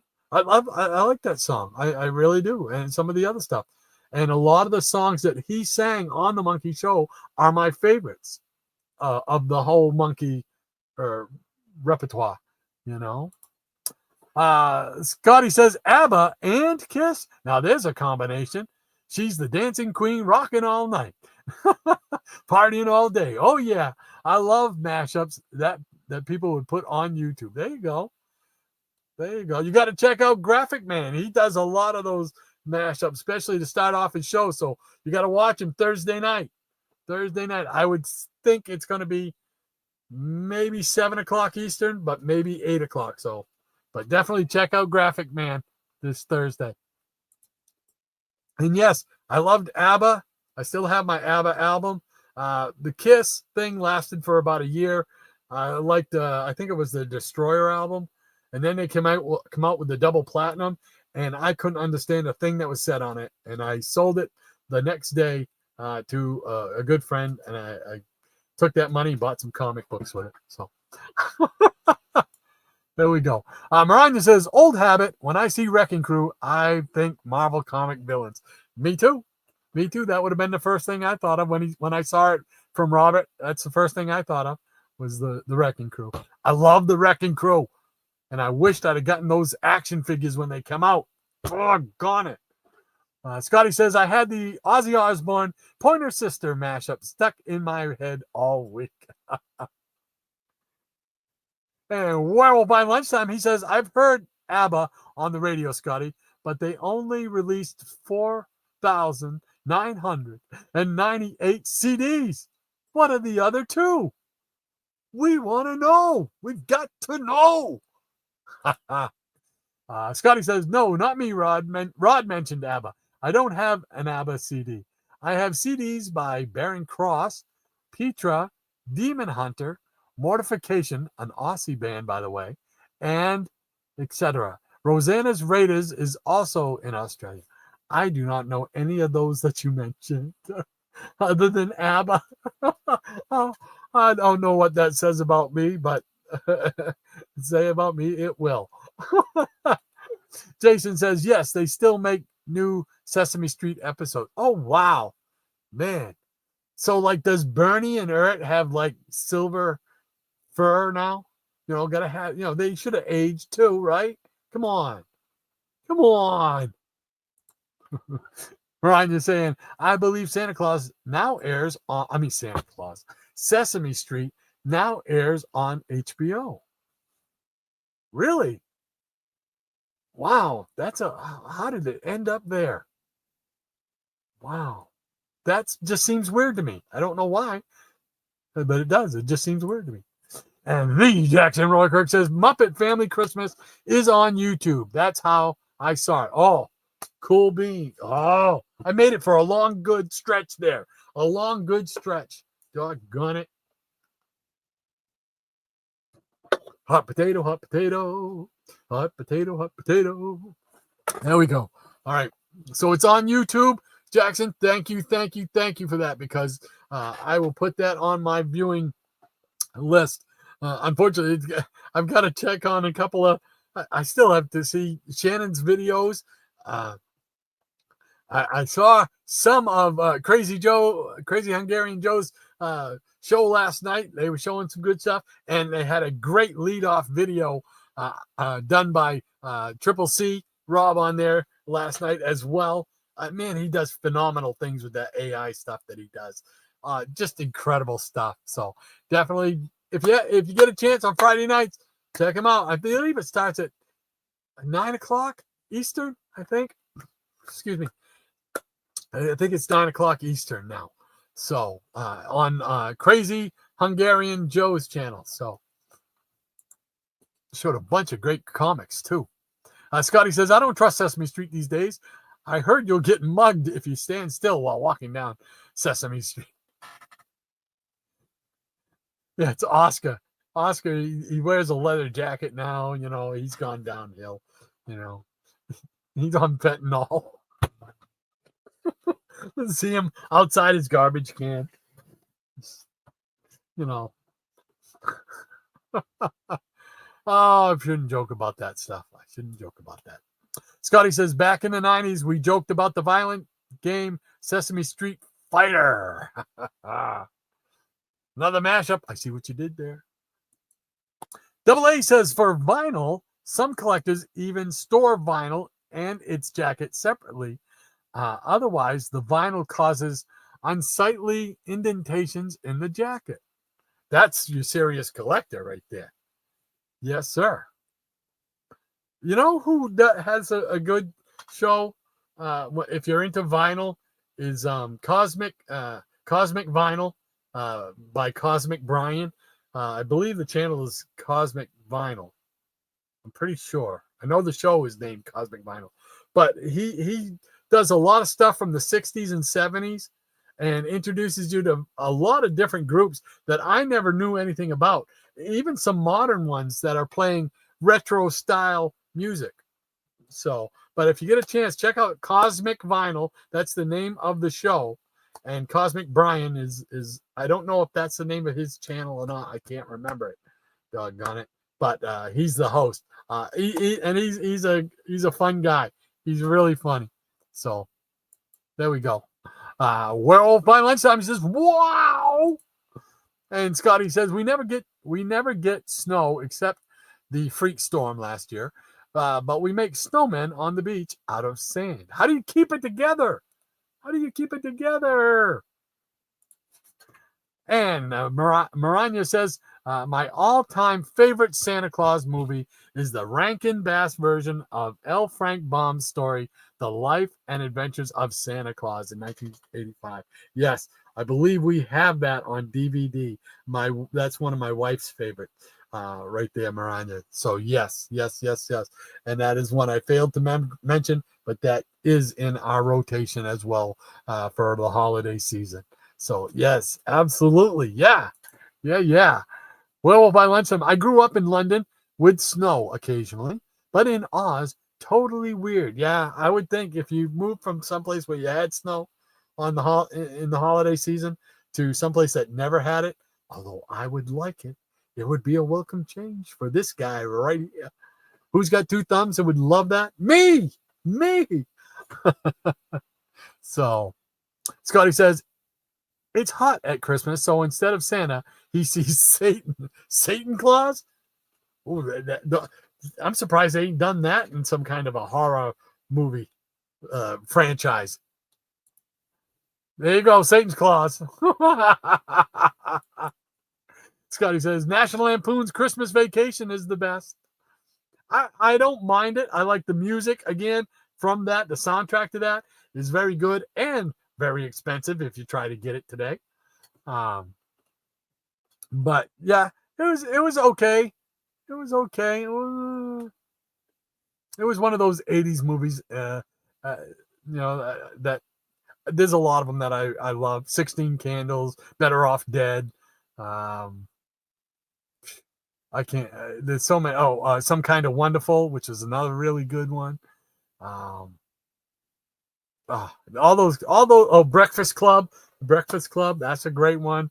St. Elmo's Fire, all those coming of age movies in the 80s. They were really good. I really enjoyed those. And that's what I think of when I think of that time period with the family vacation, Christmas Vacation. So, all right. Whoops. Double A says, yes, Miranda, the Rankin Bass version was very good. And the worst would be Santa Claus versus the Martians. Oh, my gosh. I remember them showing that at the theater. Oh, my gosh. It was a special children's matinee. And the movie was 10 years old then, Because what was that, 1968, I think?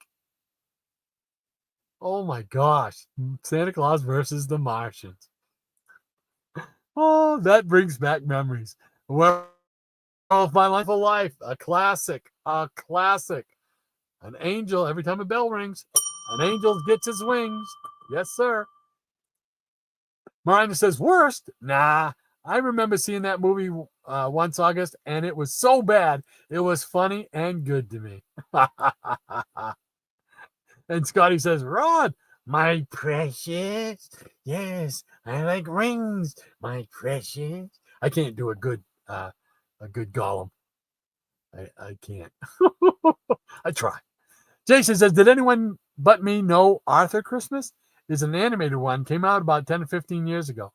Yeah, then I probably haven't seen that one. I would have guessed that we would have when the kids were smaller, but they wouldn't have been, they would have been outgrown Arthur by that time. Only 10 to 15 years ago. So I would say I have not seen that one. I know of Arthur the character, though. Why won't this? Man, they really. So, okay. All right. Did I get it right? Yeah, right? No. See? It jumped ahead. Doggone. They really. Oh, what they doing here? Okay. Miranda says, I think I saw it once, Jason. It was pretty good, as I recall. And Scotty says, I got a Bobby Sherman comic in my box of free comics from Ray Man, the Silencer Man. Ray Man, the Silencer Man. Who's Ray Man, the Silencer Man? I know a Raymond. No. Naaman. I'm thinking Naaman. Who's always on the Metarog channel. Bobby Sherman, the comic. I do not have a Bobby Sherman comic. And I just haven't come across one yet. When I do, I will probably pick one up so I can have one in my collection. Jason says, it's on the list of ones we always watch as a family. Yeah. Yep, I can understand. And Maranya says, if I recall right, it was the modern CGI version of the Rankin Bass stop motion puppet style, right, Jason? The Jackson Roy Kirk says, okay, gang, I got to head out. Everyone have a great week. You too, Jackson. Thank you so much for hanging out with us and hanging around as long through all my rants. I appreciate it, man. So you have a great rest of your weekend and a great week. And hopefully we'll see you back here along with Shannon next week. So take care. And Jason says, no, I don't think it was. I believe it was a computer animation. And the idea is Santa Claus is run like a military mission. And it's one mission a year. His son, Arthur, is a klutz. Oh, so it's not Arthur. It's not Arthur, the Nickelodeon cartoon Arthur character then, right? Scotty says, country pop crap? Isn't that a breakfast cereal? Well, if it is, it's going to stay on the shelf for a long time because I won't be buying it. Jason says, look up Aaron Watson, Rod. He'd be the type of current country style that you'd like. Okay, Aaron Watson. All right, Aaron Watson.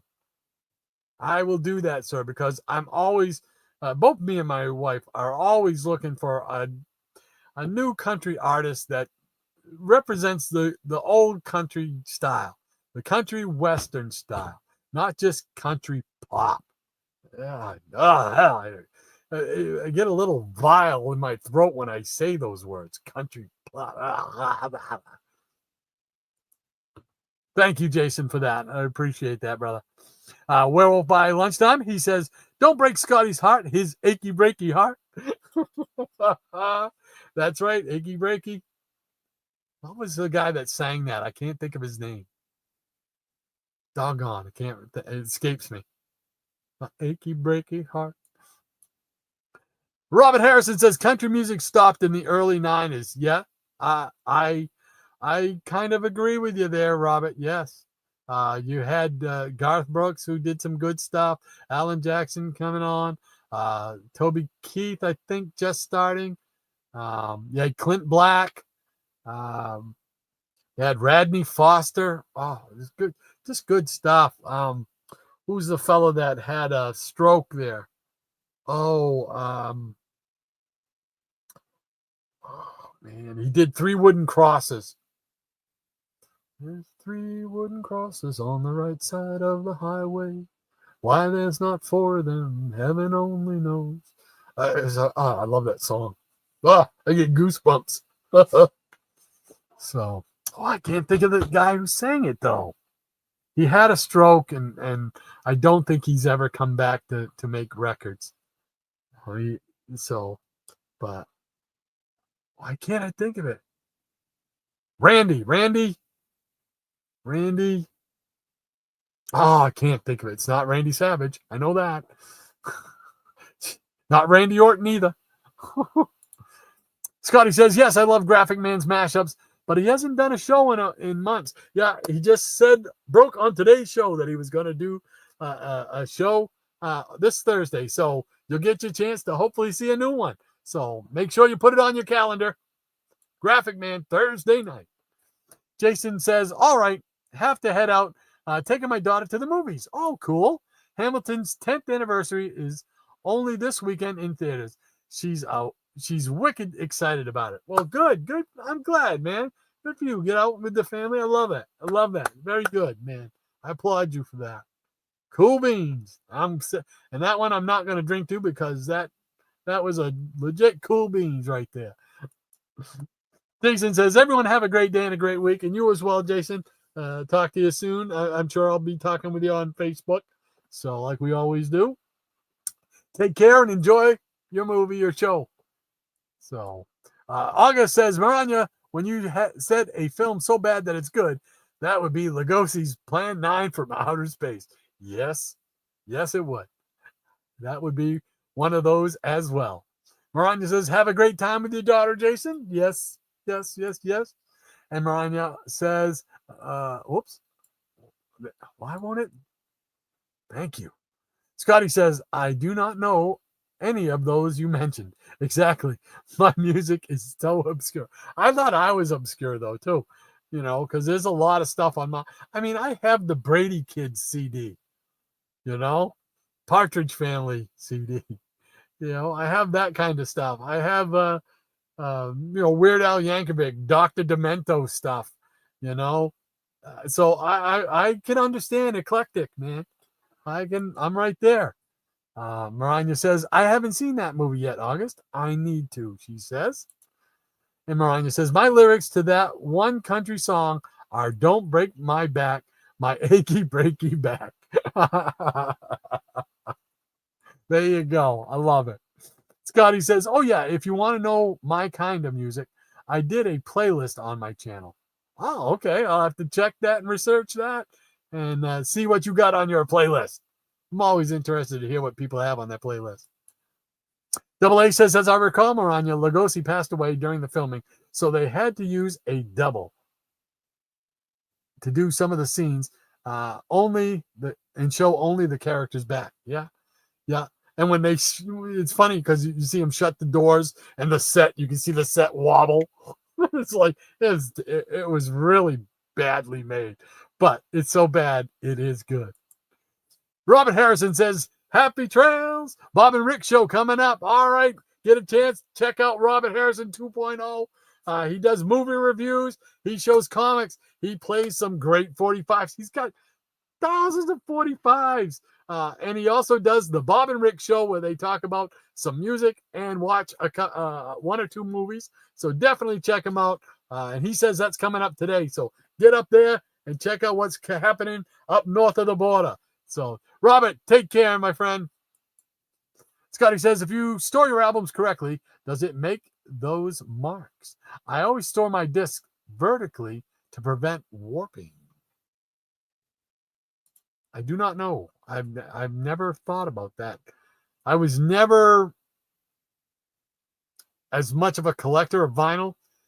Stuff that I would buy today, I am that kind of a collector, so I would house it in plastic and make sure that I'd go and buy a fake, not a fake sleeve, but a paper sleeve to put it in and stuff. Yeah, absolutely. So he says, Werewolf by Lunchtime says, just tell me the other two, Scotty, have everything. I have everything by ABBA. All right, Werewolf loving the ABBA. Yes, I love ABBA. Some of my favorite ABBA songs are ones that never got airplay, and some of them that I like are sung by the guys primarily too. So, I mean, they really have a lot of great music other than, just the stuff that from, going to the roller skating or the disco, Scotty says, Mortification and Rosanna's Raiders. Those are the last two. Werewolf, that's what he's saying. Maranya says, you wet the sand and you can sculpt it like snow. Does it hold together? Because it never used to work for sand castles for me. I never could get it to stay put. And I wanted to make some elaborate sand castles, not just these little one pail high things, I wanted to make it like triple decker. Put like a board in there and put more stuff on top. I was thinking when I was making those things, but I could never get it to stay firm. The sand always fell apart in clumps, dried out. Like Scotty says, yeah, just like a sandcastle. And Werewolf says, Christian death metal. Is there such a thing? I've never heard of that. Holy cow. I don't get out much from the basement here, Werewolf by Lunchtime, he says, Australian as well, I think. And Maranya says, happy trails, Robert. And Scotty says, Mortification, yes. Rosanna's Raiders is a female singer metal. And Striper, says Eric K. I was going to say, I hadn't looked at the name first. I thought it was Scotty. I was going to say, I know of Striper. My brother used to have a couple Striper albums back in the day. So, yes, Striper was a great man. Yes, I remember Striper. I didn't have any records myself of them, and I couldn't tell you a single song they sang, but I remember my brother was big into them for a while. Scotty says, they were okay, my friend. No, they were okay. My friend got me into them when I was 16, Eric, but I craved harder stuff like Saint and Barren Cross. And Werewolf by Lunchtime says, never heard of them, Scotty. I'm obsessed with Suede at the moment. 90s English band have a new album out this week. What kind of music do they play? What kind of music? I'm curious. Scotty says, author was Woody Allen. Really? I did not know that. When did he... See, when I think of Arthur, I think of two things. I think of Arthur Dudley Moore, that movie series, franchise or whatever. Oh, excuse me. And I think of the little, I don't know what they are, hedgehogs or whatever, cartoons from Nickelodeon that my kids watched as a kid. So, says when did he do a Christmas show? I thought he was Jewish or something. Oh, I don't know. I wonder what you're. I think I know you're pulling something, Scotty. Suede, says Scotty, Werewolf by Lunchtime, that kind of music is that. Lately, I've been grooving to Depeche Mode. And Werewolf says, the loudest stuff I listen to is Sonic Youth and My Bloody Valentine. And Scotty says, Sonic? Bloody? You must be young. Those sound like newer bands. Oh, come on. For some reason, this thing really wants to act up. So, all right, there we go. Okay, Sonic the Hedgehog, I know. He says, Miranda says, we have country and Western line from the Blues Brothers movie. I love, again, Blues Brothers, that movie, the soundtrack to that movie is awesome. It's just great. And that music they come out to on stage, I believe it's the same music they used to do on Saturday Night Live when they would take the act on Saturday Night Live, do the act on Saturday Night Live. I just love that. And he'd come out with the suitcase chained to his wrist. That was, to me, that was brilliant comedy and talent right there.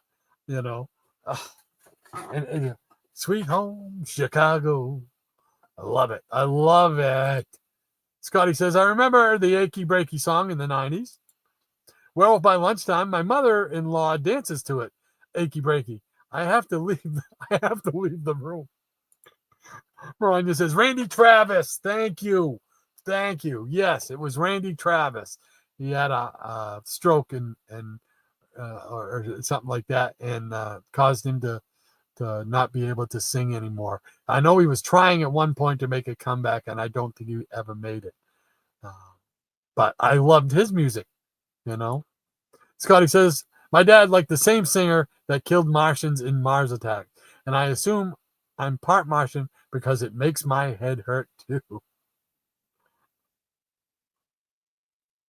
I have such a small window to show the comments in now.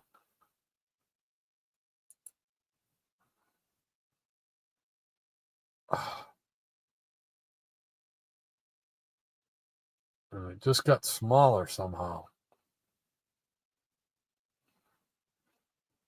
Doggone it. Boy, they make this all fouled up. Anyway, I'm gonna have to call it quits here pretty soon.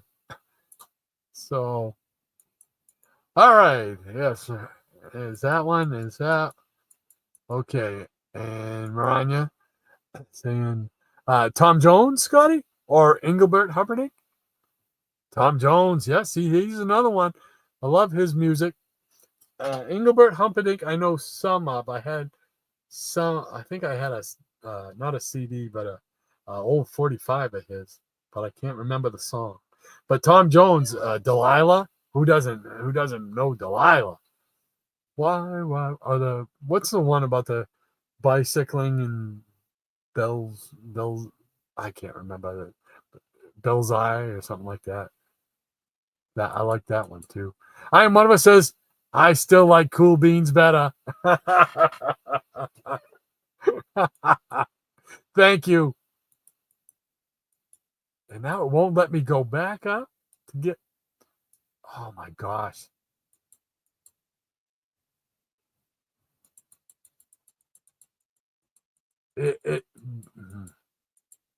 Yeah, this is going to drive me crazy.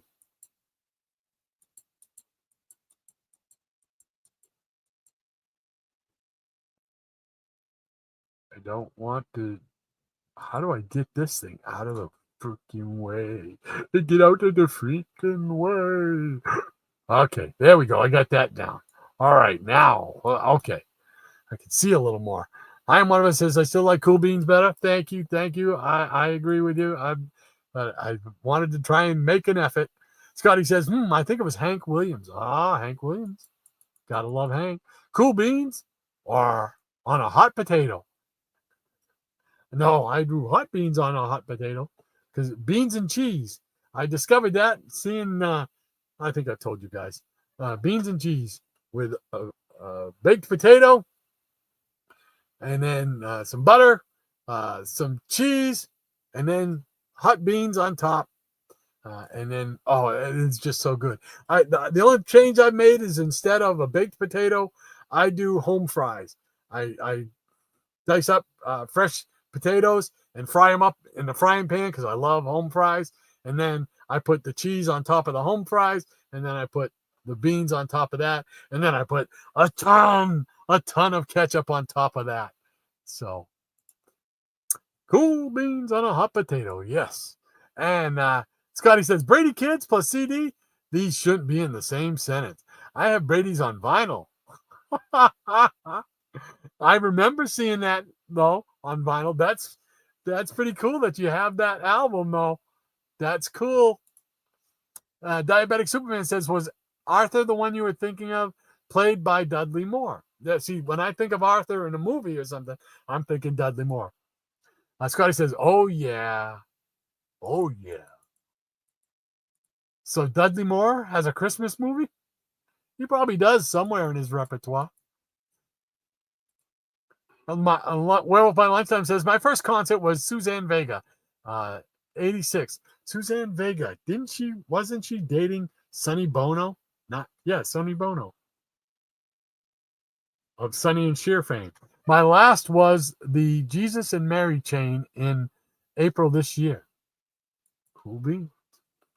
August says, any talk of music would have to include Flash's foe, the Pied Piper rod.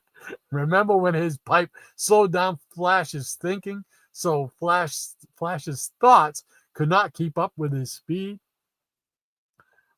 I love the Silver Age stories, absolutely. But I wish I could remember that one, and I don't. I don't remember that one. Oh, man. I remember the one where he gets turned into a puppet. I remember the one where he gets fat. Or pleasingly plump, as they say. Werewolf by Lunchtime says, at this rate, you will run into cover slingers, Rod. Yeah, I know. I've got a few more I'm going to try, and then I got to get off because I've still got to make a run to the dump to get the trash to the dump. So, Diabetic Superman says, I thought that movie was around Christmas. He says. Eric says, time to head out, Rod. I'm going to text you later regarding some Tomorrow magazines. Take care, everyone. All right, Eric. Talk to you later, my friend. Take care. Have a great rest of your weekend. Cool. And Scotty says, Dudley Moore is played by Woody Allen. Dudley Moore is played by Woody Allen. So Arthur is a character. You have me totally. Are you smoking something, Scotty? What is going on? Dudley Moore is played by Woody Allen? Dudley Moore was the actor who played Arthur. You got me all lost. All right.